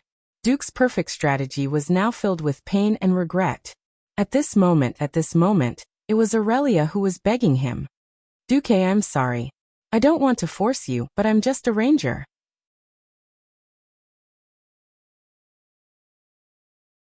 I can't deal with this fire. Aurelia leaned her head on Duque's shoulder, and Duque saw tears flowing down her cheeks from the corner of his eye. But I have to stop it. Because the forest of Kuel Salis is my home. Duque could not refuse. I'll try my best. After saying this, Duque blew a small horn, the signal he had agreed with Kudrin. Kudrin raised his warhammer high and roared. Little ones, put down our guests. We'll take care of those big lizards. Tell them who's the master of the sky. Oh. The griffin riders had their griffins slow down and fly low. Then, like dumplings being dropped into a pot, they had the agile rangers jump onto the treetops of the various trees. Finally, they formed into a formation and began to charge forward. Even though they knew that this would be accompanied by sacrifices, Duque directly jumped down, because he saw a river a few hundred meters away from the front of the fire. The river was about 5 meters wide, and the water was quite turbulent. The system genie appeared. Host, I have to warn you that what you're doing is meaningless. The chance of you completely extinguishing this fire is 0.00001%. There are some things that don't have to be done for sure, Duque replied in a deep voice. Sometimes, people will do things that have no real meaning, just to make themselves feel better. I'm sorry, host, I don't understand what you're saying. Duque did not continue to answer. He directly cast a spell. After a short acceleration, the 3 magic circuits in his body operated to the extreme. Sky mages could absorb elemental energy from the entire sky to strengthen their own magic. Morning stars could use this as a foundation to produce magic on a small scale. Because of the high temperature, the river had already begun to boil. The temperature of the fire was too high, and simply pouring water on it would instantly evaporate. What Duque did was not simply use water to extinguish the fire. Instead, he first extracted the fire elemental energy from the entire area. Absorb, and absorb again. Compress, and compress again. Then, a huge fireball that had never been seen before emerged from Duque's palm like a mushroom cloud. The huge fireball was launched into the sky, and after rising more than 200 meters, it began to quickly dissipate because there was nothing left to burn. After extracting the fire elemental energy, the temperature of the air within a radius of several hundred meters in front of Duque plummeted, and some areas even had frost covering the ground, which was out of season. Duque, good job. On the griffin, Aurelia unskillfully controlled Duque's griffin, but very soon, whether it was her sisters, or even the ranger she brought, they all began to fall silent. Duque was very powerful.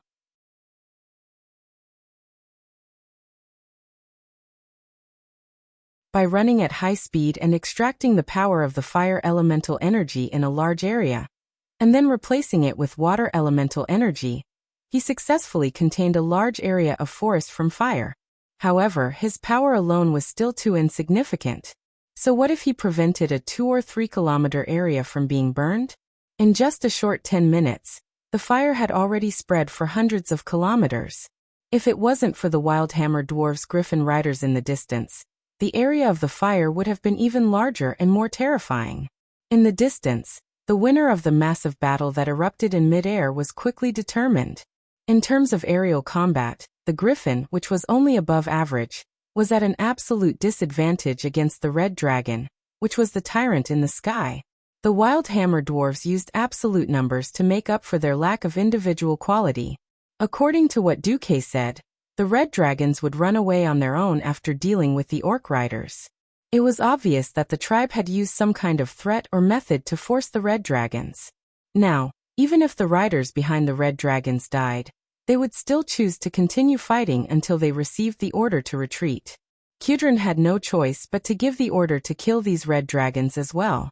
After being continuously hit by the storm warhammer, the red dragons finally could not hold on any longer.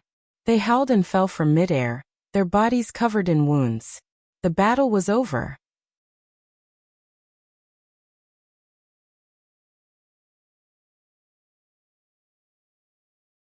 Chapter 404. In fact, Orgrim, who was unwilling to accept defeat, did something else. He sent Zuluhid's dragon knights to attack the Sunwell. Unfortunately, they returned without success. The Battle of Quel'Thalas was over hastily. The invading trolls were completely annihilated.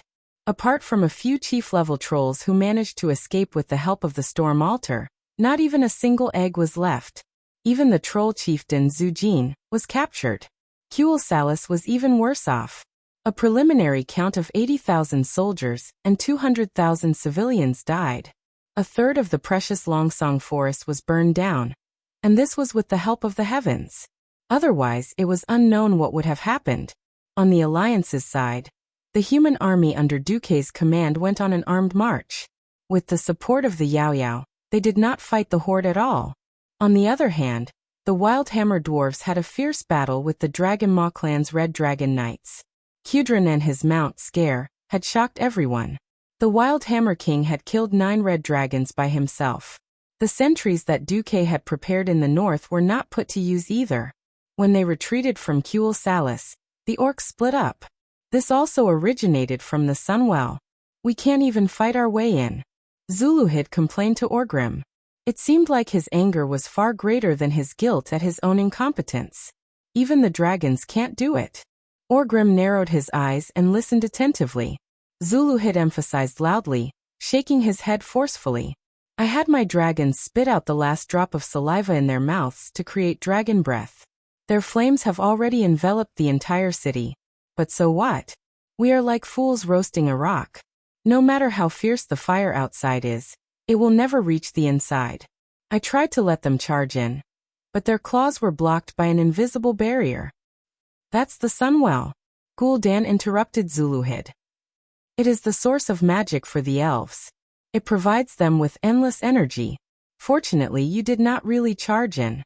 Otherwise, the elves with the Sunwell could cast almost limitless spells and smash 1,000 fireballs into your face. Zuluhid was speechless. Orgrim, on the other hand, was deep in thought. Looks like I was right not to attack Silverymoon. Even if the horde gathered 100,000 people, it wouldn't be enough to take down Silvermoon City. They would have to deal with the Alliance first before they could take down the stronghold. However, putting aside the elves for now did not mean that they would not have to deal with them in the future. The elves' large-scale magic formations gave Orgrim, who only knew how to fight in melee combat, a headache. Especially after knowing that there was a sun well further north of Silvermoon City. To conquer this world, be it the elves' Silvermoon City or the Well of the Sun, they would always be a hurdle that could not be avoided. Is there a way to destroy it or exhaust its energy? Or can we control it instead? Or use the Storm Altar to destroy their defenses?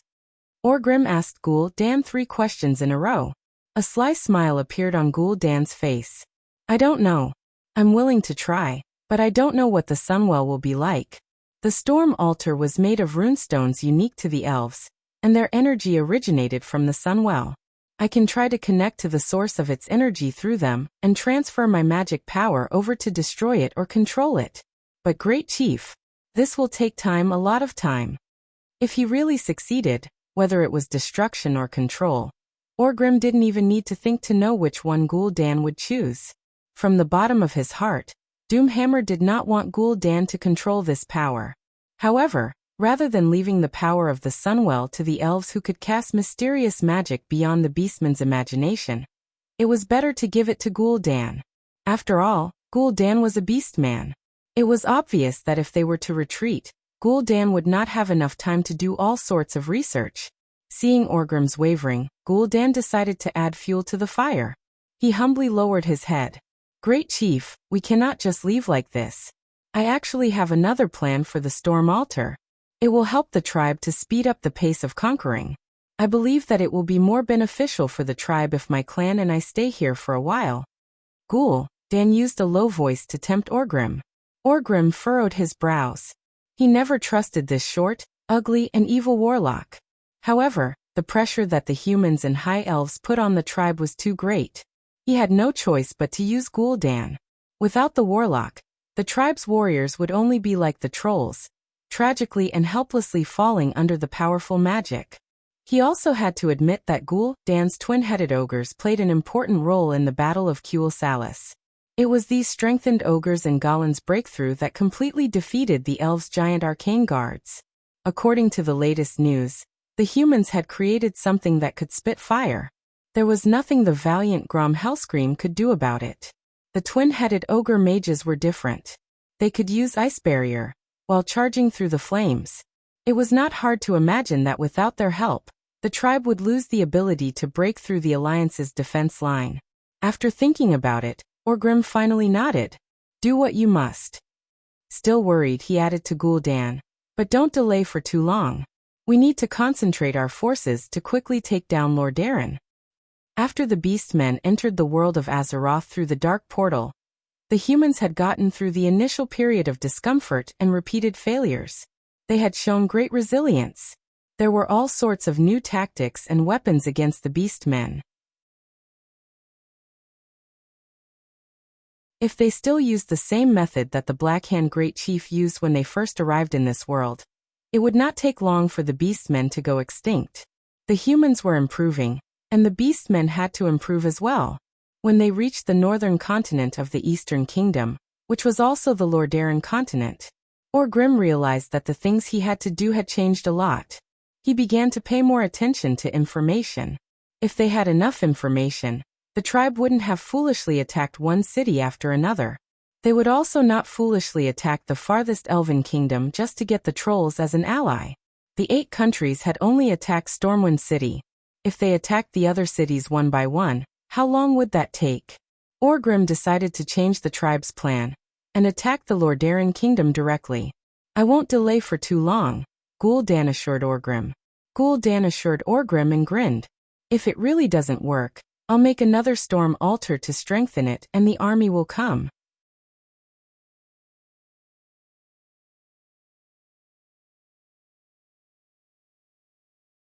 Chapter 405. Orgrim took away almost all of the two-headed ogres in Galen, but he did not see Gul'dan and his Storm Predator clan or Gugur's Twilight Hammer clan. After wandering in the mountains for 3 days, Orgrim decided to change the route of the march. He bypassed the northern sentinels and returned to the north of the hinterlands from the original settlement of the Mossy Troll clan. He was prepared to attack Lordaeron through a route that no one in the Alliance could have imagined. Duque should have responded immediately. However, the rapid march over the past few days made Duque's troops quite tired. He could only order a 3-day rest. At this time, the High Elves held a banquet. Yes, a celebration banquet to celebrate the victory against the invaders. When he first heard the news, Duque felt like he was in shock. Celebration? What celebration? 300,000 High Elves died, and almost 1/3 of the High Elves perished. They only killed 50,000 trolls, and they still had the cheek to call themselves the victors of the war? Sorry. It is precisely because our losses were too heavy that Father and all the counselors agreed to hold a grand banquet to celebrate the victory and raise the morale of the people. Kale that said to Duque with an apologetic expression, almost begging. Also, this will be the signing ceremony for Kuel Salis to officially join the Lordaeron Alliance. Since it was an official joining, Duque, as the highest representative of the Alliance, naturally had to attend. That feeling was like asking you to eat a fly. Do you want it fresh? Or do you want it original? They had already been beaten like a dog, yet they still wanted to pretend to be peaceful and show off their power. Wanting to save face and suffering was the best way to describe Quell Dorii High Elves, but the ones who suffered were the civilians. Beside him, Alicia quietly tugged at the corner of Duque's clothes. Duque finally swallowed his anger and nodded in agreement. After waiting for Kale that's to leave, Alicia sighed and said, Sorry Duque, I know you are not used to it yet. To be honest, I grew up in a high noble family, and I am still not used to it. The decrease in the number of subjects and the burning of the territory will only mean a decrease in income. As long as the country is not destroyed, Everything can be restarted. This is the way of thinking of the nobles. I understand. Duque didn't hide his disgust for the Elven Council and the nobles. Sometimes, Duque even felt that the first, second, or third war at the Dark Portal might be a good thing. Without so many foreign enemies to clean up these terrible people, Azeroth would still be a rotten and hopeless world. Duque felt very conflicted. At night, it was not yet time for the celebration banquet. Carriages pulled by beautifully decorated chocobos had filled every space in the square of the Sun Chaser royal court. Before seeing so many noble carriages, Duque would never have imagined that Kuel Salis had so many nobles. Each of the chocobos had been groomed until their feathers shone brightly, like proud phoenixes, raising their heads high and exuding a cold aura. One by one, elves dressed like the nobles of Stormwinds stood in front of the carriages. Their clothes were luxurious and elegant, studded with gold and silver ornaments with magical effects, giving them the most elegant presence. If Wuxia hadn't whispered it, Duque wouldn't have known that these guys were just freaking coachmen. Coachman Earl Sai? Nobles of Stormwind, do you want me to buy a box of tofu and let you drown yourselves? This extreme luxury caused Duque to be dumbstruck. The Sunstrider royal court, which was decorated in the palace style of the Sunstrider royal family, was ablaze with lights. The bright magic lights made the palace, which was filled with round towers and was mainly colored in white, red and gold, look splendid. Crossing a huge red carpet that was more than 20 meters wide, Duque led Wuxia, who was attending as a female companion, hold his hand as they slowly walked up the steps. Stepping on the neat white jadestone tiles, Duque couldn't help but look up at the exquisite female elven statues on both sides of the stairs. These statues were either literary or martial, and with lifelike carving lines and passionate movements, they eulogized the greatness of the Sun Chaser royal court. They arrived at the entrance of the hall. Kale, Bats had changed into a very festive robe, and was greeting every guest. To Duque's surprise, Aurelia was also wearing a very family-style emerald green court dress, accompanying Kale, Bats to greet the guests. Seeing Duque come over, Aurelia raised her skirt and gave a ladylike bow. Her elegant temperament and dignified demeanor made it impossible for Duque to associate her with the wild elven ranger. Aurelia put on a sweet smile and said in her pleasant voice, "Thank you for coming, Duque. If you had been absent, all of Kuel Salis would have been shamed." Duque, however, was sensitive to something. He looked at Aurelia's plump lips and bright appearance with lipstick, and unexpectedly found a trace of haze hidden in Aurelia's bright eyes. "Aurelia, what happened?" Duque said as he prepared to kiss her hand. Unexpectedly, Aurelia hugged him passionately, and her low voice sounded in his ear. "It's nothing. It's just like you said, big people always have a helpless need to put on a show. It's just that it's my turn today." A show. Duque understood a little. If the trolls hadn't attacked, or if they had come but returned without any success, then Aurelia would have been the shame of the elves, and would have been held accountable and investigated. But the truth was that the trolls had come and turned Kuel Salis upside down. In order to whitewash peace and to restore the morale of the people, the elves needed a hero to divert the public's attention. Kale that's lost and won, and at most his merits offset his demerits. But Aurelia was different. She had a close relationship with the Alliance, and secondly, facts had proven that she was right. Helping Aurelia become a hero would allow her to answer to the people and the Alliance at the same time. As for what she wanted to do later, she just had to keep a low profile. First, he had to deal with the current situation. Duque sighed deeply. Because there were many guests, Duque went in after a brief exchange with Aurelia. In the huge hall with a diameter of more than 1,000 meters, countless tables were set up. All kinds of sumptuous food and flowers filled the entire venue. When Duque entered, a large number of nobles had already arrived. They were holding goblets of wine and shuttling back and forth, not letting go of any opportunity to socialize. The atmosphere was so warm that it was hard to imagine that this was a tragic country that had just experienced the flames of war, and had lost 1/3 of its citizens. The banquet began enthusiastically, but Duque noticed that Aurelia, one of the protagonists of the banquet, was clearly smiling but seemed to be crying.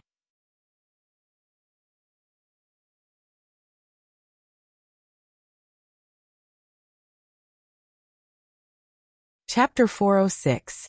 This was a grand celebration banquet, and there were at least 1,000 guests present.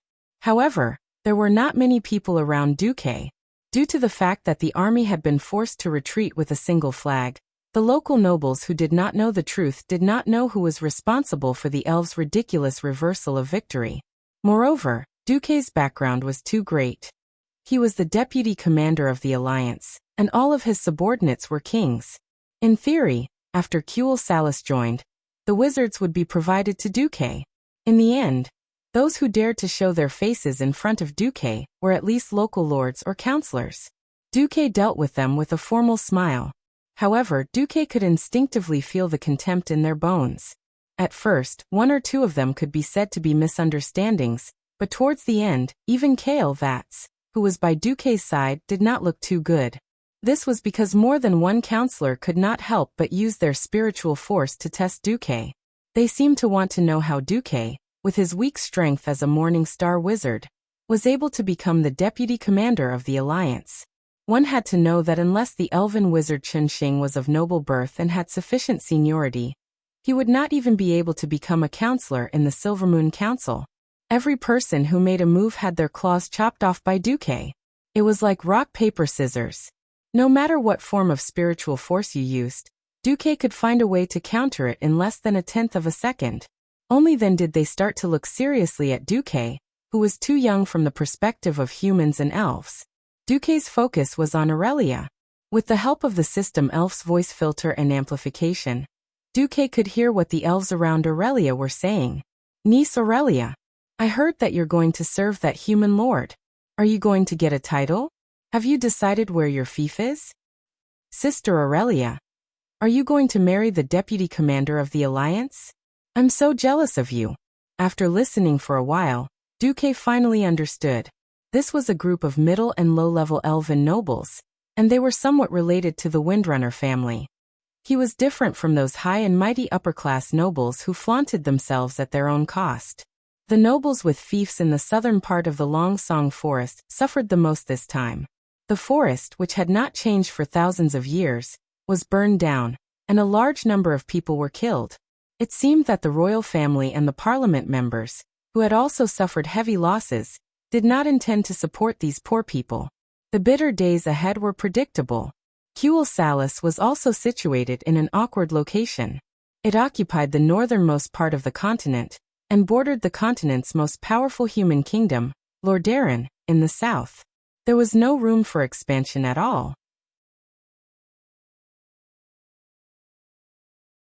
If they couldn't survive, the hearts of the people would naturally change.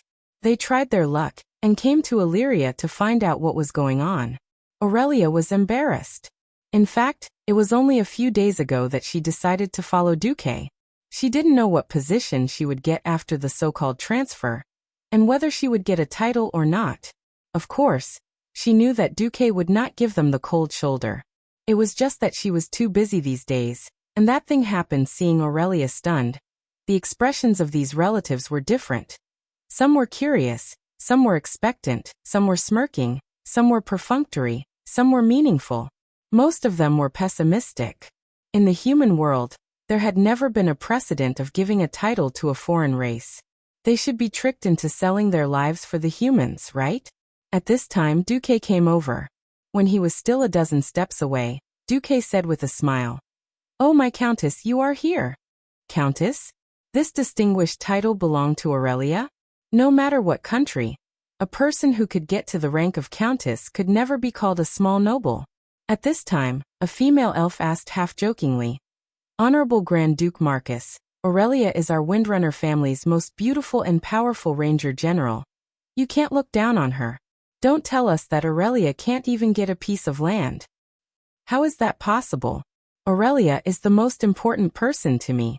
Duque did not hesitate. In front of these long-eared elves, he took out a certificate of land. On it was an autograph of King Lang and the royal family's fire seal. Seeing that Duque's theoretical fief was so huge, all the elves were shocked. "Well, as you wish. By the way, let me tell you, my Countess of East Elven Forest Fief is here. Duque gently held Aurelia's hand with his left hand and circled the map with his right. This circle did not scare the elves to death. According to the map, this was already a forest of more than 1,000 square kilometers. How was this a countess fief? Calling it a duke's fief was too big. Aurelia actually became a real duke of a human kingdom? This news was like a stone that caused 1,000 ripples. If they did not know that the old territories of Stormwind were still in a state of collapse, the elves would probably be in an uproar. However, this was also hope. Duque came quietly and left quietly, leaving behind a group of even more eager Windrunner relatives. Late at night, after the banquet ended, Duque returned to the state guest house, only to find Gavinrad stammering and scampering away near the door of the room. This could only mean one thing: Aurelia was here. The melodious sound of a harp came from the room. The ranger and the harp were the best combination. God had blessed them with the most flexible fingers, and the superb fingering required to pluck the strings was as easy as eating and drinking. However, it was different from any song that Duque had heard before. The sound of the harp in the night was indeed melodious and delicate, but it seemed to be narrating an endless sad story. Aurelia, what happened? Putting down the harp, Aurelia walked lightly to Duque and hugged Duque. Duque could clearly feel the rapidly expanding wetness on his shoulder. My parents died in battle. It was a light sentence, but it was like a bolt from the blue to Duque. According to Duque's memories of Aurelia's history, the one who should have died in battle was her youngest brother, Riras. Now that Lilith was fine, Duque had confirmed it repeatedly before the banquet. Who knew that it was her parents who had sacrificed themselves? Didn't I repeatedly tell you to evacuate your relatives? Duque's body trembled along with Aurelia's. Yes, they actually arrived at Silvermoon City a long time ago, but they went back without us knowing. As a ranger lord, Aurelia choked. I know that this is their responsibility and their honor, but I can't control myself. Tonight, I feel so uncomfortable that I'm going crazy, but I have no choice but to pretend to be the most dignified and noble. I have to put on a smile to face all the guests and deal with the distant relatives who can't live on anymore.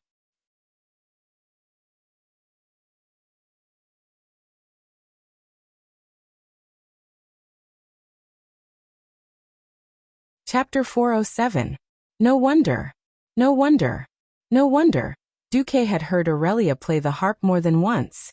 Most of the time, he could tell that Aurelia was singing about the beautiful life of the elves in Quel'Tharaz, reminiscing about the peaceful days when they walked in the forest. Most of the time, he could tell that in order to protect this beauty and peace, Aurelia did not hesitate to risk her life. But now, the beautiful forest and her hometown were burned to the ground, and her parents died in battle. Duque had never experienced the sudden death of a loved one, and he could not understand how it felt to have a loved one who had accompanied him for thousands of years suddenly die. At this moment, Duque fell into a state of remorse and self-blame. He had never seen Aurelia's parents, and he did not imagine what kind of situation it would be after seeing them. But the Aurelia in front of him, drowned in tears and sorrow, really existed. Looking at that beautiful and sad face, Duque's self-blame in his heart grew heavier. If only I had done a few more steps, even if I had to tie them up, to ensure the safety of Aurelia's parents, then it would have been better. If only I had not allowed the tribe to attack Quel'Thalas, perhaps such a tragedy would not have happened.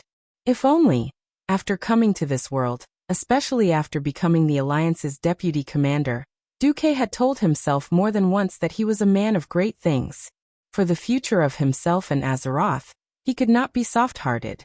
It was with such a mentality that Duque could calmly look at the life and death of tens of thousands of people, or even hundreds of thousands of people, because in Duque's heart, these people should have died in history. I did not kill these people, but I saved more people who should have died or died tragically. For example, Lang, who should have knelt long ago, or the fourth son of the Windrunner family, who should have been killed by Talon Gorefiend. In the end, Duque was still the young transmigrator. He was also often proud of his achievements. But now, when death really happened to the people around him, Duque found that he still couldn't take it. Duque's mind was in a mess. At this moment, a slender finger pressed against Duque's lips, I'm sorry, Duque. I've always been too demanding on you. I want you, who carries the future of the world's humans, elves and dwarves, to accompany me in my madness. I know you can't do it, but I still want you to extinguish the forest fire. Tonight Aurelia was very weak. In front of Duque, she was no longer the smart and capable ranger general. She was not the Valkyrie on the battlefield. Instead, she was a weak woman who needed comfort. Her bright red lips parted slightly, and Duque unexpectedly kissed her. It was very, very soft to the touch, but it had a kind of inexperienced and clumsy feeling. However, Aurelia still responded positively to Duque. Duque suddenly felt that Aurelia's body was a little cold. He didn't know why, although he knew that he was taking advantage of her. Duque had a feeling that if he let go, he would regret it for the rest of his life. Slowly, Duque's hands began to explore. At this moment Aurelia, whose vital part was touched, suddenly tensed up. Then, her eyes gradually brightened again. It was a look of temporarily forgetting the pain and confusion in her eyes. She pursed her lips tightly, and then a little abruptly she smiled. Damn it, I'm really not like myself now. Although she was still crying, a sincere smile appeared on her face. My name is Aurelia Windrunner, the head of the Windrunner family, the heroine of the Troll War. If I cry like a weak person for comfort, and then some bad guy takes advantage of me, then I'm too weak. Duque, don't you always call me the Great Demon King in secret? Duque shook his head decisively, refusing to admit it. Then I'll give Duque Hero a chance to challenge the Great Demon King. Remember, the chance to challenge the Great Demon King doesn't come every day. If you fail this time, you'll have to wait 1,000 years for the next chance. 1,000 years? The future Azeroth was a dangerous world that could be destroyed 100 times a year. 1,000 years, Duque decided to do it.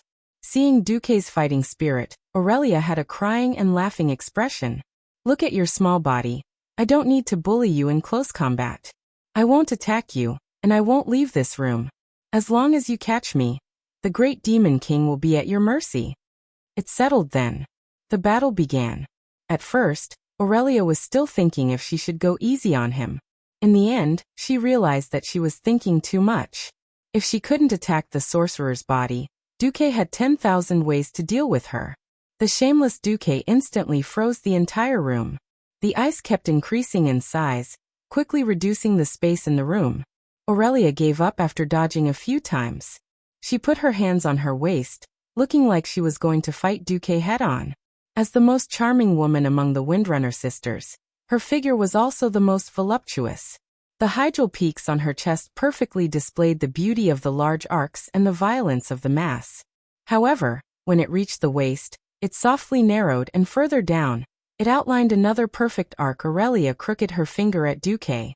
Suddenly, a system notification appeared. Aurelia Windrunner used taunt on you. Do you want to activate the boss battle mode? Duque randomly clicked a yes. The host has transformed and temporarily switched to a warrior. You used charge on Aurelia. You received 10 rage points. Aurelia is trying to use her strength to suppress you. You used armor break on Aurelia. Even though Duque had only played as a warrior for a few days before he transmigrated, he knew that a warrior could quickly establish aggro on a boss and make the boss only attack them. You used armor break on Aurelia. You destroyed her outer armor. You used armor break on Aurelia. You destroyed her chest armor. You used armor break on Aurelia. You destroyed her crotch armor. After 3 armor break, the warrior Duque realized that he couldn't use armor break anymore because there was no place to use armor break. At this time, Duque's attacks didn't seem to be going smoothly. Aurelia smiled lightly. Your attack was parried by Aurelia.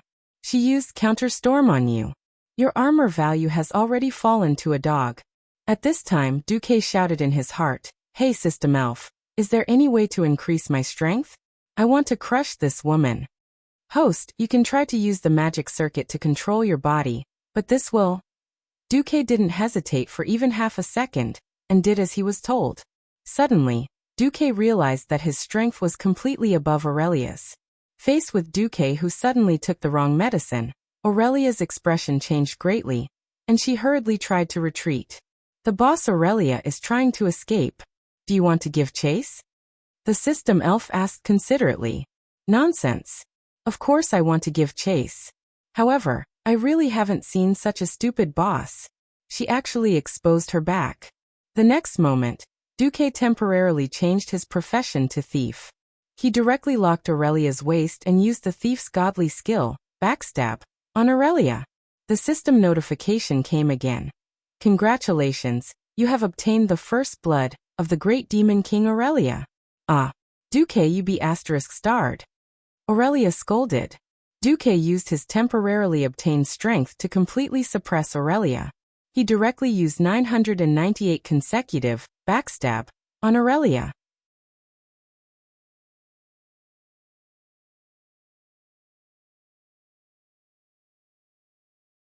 Chapter 408. This was a touching battle between the hero and the Demon King. At the end of the battle, the great Demon King cried. She told all her grievances, sadness, and unhappiness to the brave man who had conquered her.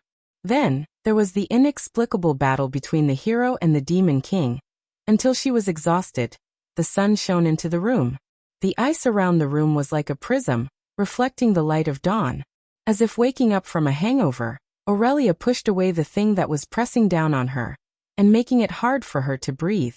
She looked into the distance. The room was sealed in ice. Surprisingly, there was not much cold air leaking out of the ice, indicating that the owner still had good control over the ice. Not only that, Aurelia also sensed that there were several air vents at the top of the room to prevent the person inside from suffocating to death. Looking outside through the thin ice wall, all the scenery was hazy and beautiful. Aurelia felt like she was dreaming. She forgot all her sorrow and unhappiness, and was immersed in the beautiful dream of a human named Duque. Huh? Duque? Aurelia dug her fingers into her long blonde hair. Only now did she suddenly realize what had happened last night. She finally found the thing that she had pushed away and thrown to the side of the bed. Damn. Duque, what happened to you? Aurelia screamed. Duque's whole body was stiff, like a corpse that had been dead for a long time. Only his shifty eyes, which were rolling around bitterly, could see that he was still alive. Aurelia suddenly found that there were a few lines of words written with arcane energy in the air. It was written in the common language. Last night, I went overboard. In order to gain power, I used the magic circuit to strengthen my body. Now my whole body hurts. Pfft. Aurelia burst out laughing. She even forgot to cover her beautiful body, and let the hydro peaks tremble. Duque was so excited that his eyes were wide open. Unfortunately, he could only stare. Aurelia quickly wrapped herself in the blanket and carried Duque to the bed. Then she lay on her side and slept next to Duque. She gently drew circles on Duque's chest with her index finger. Of course, it was not a curse, but something to do. I'm sorry, Duque. I've completely lost my rationality these days. I use my personal relationship to force you to do all kinds of irrational things. During this period, I only remember that you are the only person who can help quell the loss, but I forgot that you are also the deputy commander of the Alliance and the Grand Duke of Stormwind City. You also shoulder the future of humanity and the future of the Stormwind Kingdom. Duque typed with arcane energy. It's okay. Helping the elven allies is still the general direction of the Alliance, so my subordinates, my friends, and the other kings still support me. Aurelia lowered her head. This is different. If I'm wrong, I'm wrong. If I go too far, I go too far. I will deeply reflect on myself. However, I have become very, very hateful of the Horde.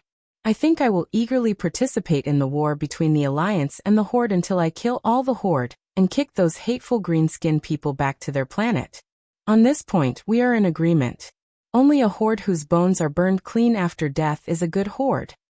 Duque continued typing. Then the air rippled with silence.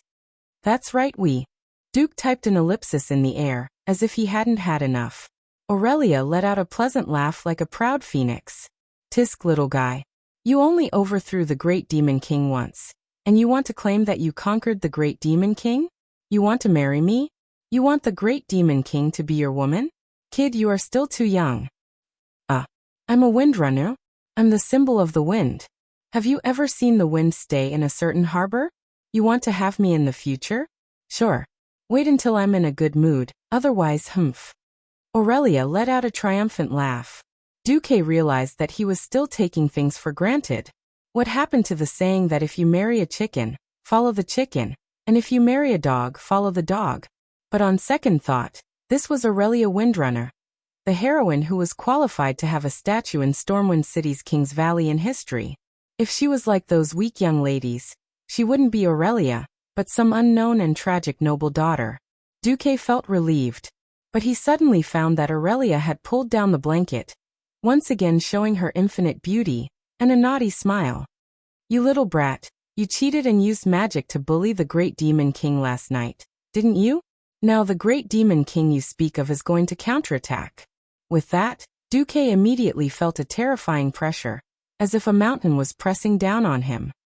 It was as long as 3 seconds. Aurelia was actually also an idiot.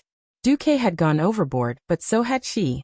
It was as if she wanted the pain in her body to surpass the pain in her heart. She fought with all her might last night, but now she was in excruciating pain. She just wanted to bully Duque, but the moment she touched him, she rolled on the bed in pain. In the end, the two of them stared at each other until the sun was high up in the sky before they recovered. They tidied up their clothes in embarrassment, like prisoners going to the execution ground, facing the gazes outside. The only good thing was that there weren't many people outside, just 2. One was the little handmaiden Vanessa, who was expressionless on the surface and looked at Duque as if she was looking at a villain, with disdain in her eyes. The other was Wuxia, who was elegantly sipping the best black tea while waiting for Duque. Seeing Duque and Aurelia come out together, and glancing at their expressions, Wuxia seemed to have an indescribable feeling.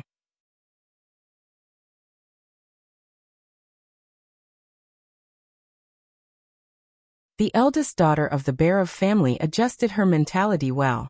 She was still the dignified and generous Wuxia, Duque's female disciple and spokesperson at this moment. Wuxia first bowed to Aurelia with the etiquette of a hostess, and then briefly explained what happened in the morning. Prince Kale, that's came to see you this morning, master. I politely declined him on the grounds that you were using magic to communicate with the kings overnight for a war conference. In addition, there were 7 counselors who left visiting invitations and gifts, which I have temporarily put away for you. Finally, General Windsor wishes to receive your next instructions. Duque pondered for a moment. It is also time for us to leave Kuel Salis. Duque finished and looked at Aurelia. To be honest, Duque had enough of the High Elves' arrogance and various kinds of idiocy. If it was not for the 3 Windrunner sisters who shone in history, Duque would never have tolerated the High Elves' arrogance. The eldest sister, Aurelia, was one of the 5 heroes of the expeditionary army. The second sister, Sylvanas, ruled over the forgotten in history, and later became the chief of the tribe. The third sister, Windsor, was the leader of the most hardcore hawks in the Alliance, the Silver Covenant, and was the vanguard against all kinds of foreign enemies and tribes. The 3 of them were the top talents, 1 in a million. If it was not for them, would Duque have come to suffer like this? However, it was time to leave now, and he had confirmed that most of these elves were fellows who deserved to die. Duque no longer had any reluctance to leave. Facing Duque's gaze, Aurelia took out a blue badge and wore it on the left shoulder of her ranger cloak. Aurelia said proudly, I am Windrunner, the Ranger General under Grand Duke Marcus of Stormwind, Aurelia Windrunner.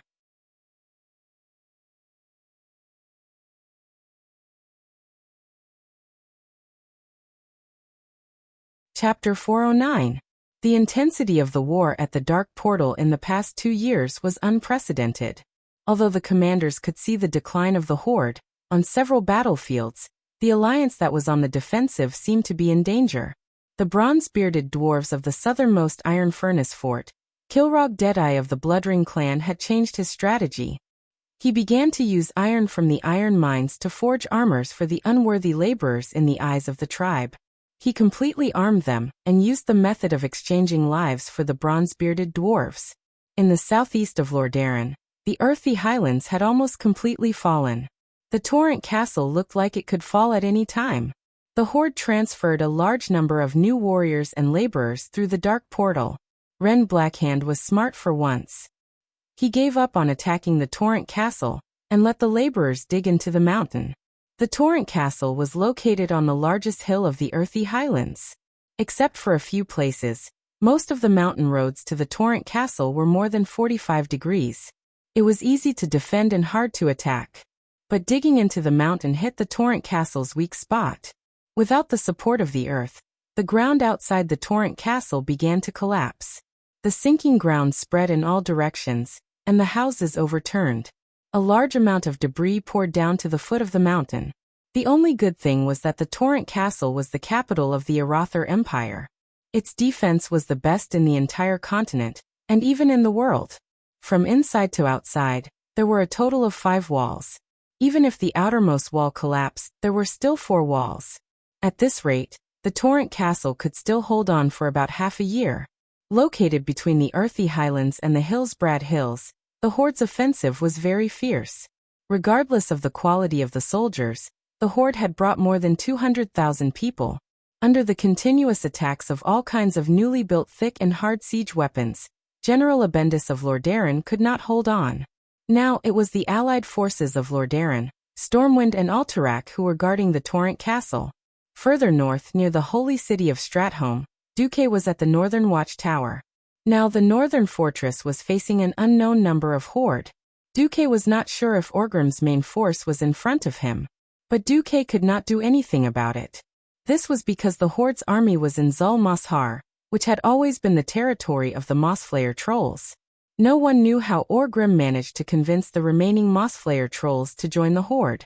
In any case, there were trolls, ogres, Gorin, who was known as the Great Ogre, and a large number of Red Dragon Knights. A large number of elite troops of the tribe were there.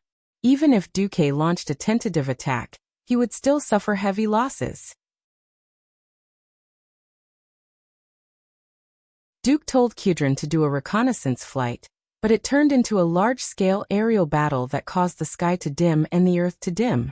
The Alliance had lost close to 300 griffins. Of course, the horde wasn't doing too well either. More than 100 red dragons had been killed. Just like that, on almost all fronts, the Alliance was forced into a passive defensive position. Every day, human lives were disappearing with the momentum of a broken dam. The distress letters from the front line flew to the 2 Alliance commanders like snowflakes. In fact, the war between the Alliance and the horde was like 2 ferocious beasts tearing each other apart, constantly inflicting wounds on each other.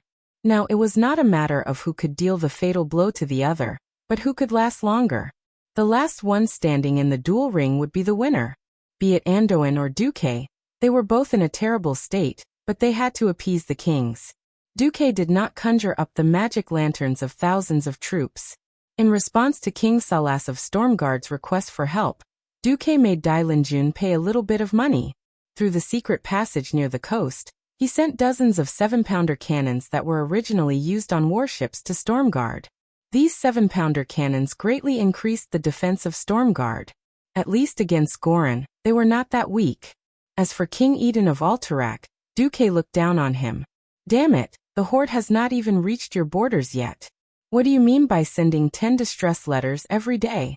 In fact, Duque also understood that when King Tyrrhenas forced a few lords to bring their weak private soldiers to join Duque, Duque had already completed the defense of the eastern Plaguelands in the future. And the further west they went into the densely populated areas, the stronger the defense of the Kingdom of Rotterdam. Unless Orgrim and his 50,000 men could really overcome all the obstacles, it would only be a joke for them to fight their way through the entire eastern and western Plaguelands and cross thousands of kilometers to reach the Kingdom of Rotterdam, which was located in the center of the Tirisful Forest. Of course, Orgrim could also count on Grom to suddenly use the trapped horde to break through the main force of the Kingdom of Rotterdam along the northern line of defense of the Silverpine Forest. On the March map, no one could imagine how the horde would reach the Kingdom of Rotterdam. But there was actually a third way. That was to return to the hinterlands, go west through the Poison Fog Canyon and Icewind Mound, cross the Alterac Mountains, and reach the Kingdom of Rotterdam. Looking at this route, Duque was in a daze for a long time. In the end, he called Alicia over and handed her a letter that he had already written. Bring this letter to your father in Cardero. Gavin Rad will accompany you. Remember, you are now the adjutant of the Alliance's deputy commander. If you are detained, if necessary, I will personally lead the army to get you back. Alicia was completely dumbfounded. What did Duke mean by this? Duke pulled Alicia over and whispered a few words into her ear. For the first time in her life, the eldest daughter of the Bear of family, who had always looked calm and collected in the face of danger, fell into the deepest fear. Don't worry. Since I have foreseen it, this is just an insurance. Insurance? Alicia's lips were still pale. Yes. Don't worry. If it really happens, I have a way to turn the situation around. July 13th, Year 2 of the Dark Portal. Near Icewind Mound, the Horde's great chief Orgrim led his guards down a small mountain path towards a small valley below. It was late at night, a time when most people were already asleep. Orgrim also hated the lack of sleep. It made him seem irritable and not clear-headed. Unfortunately, there was an urgent matter waiting for him. Two tall and slender silhouettes appeared in front of Orgrim, causing his guards to jump in fright. He immediately realized that they were the troll scouts he had sent out. When it came to scouting, the agile trolls were obviously better than the clumsy and crude orcs. Therefore, when Orgrim found out that there was another group of trolls in Mossazul who were unwilling to follow Zujin, and that they could be recruited with some food, Orgrim did not hesitate to recruit more than 1,000 Mossflayer trolls. Great Chief, we found the target, the troll scout said. You're tuning in to the Lime's Wuxia Whispers YouTube channel. We're so grateful for your support, and don't forget to subscribe to join us on this incredible journey through captivating stories. Your generosity through donations truly makes a world of difference, as it's the primary source of revenue that allows me to expand and enhance this channel for you. Thank you from the bottom of my heart for being a part of this adventure.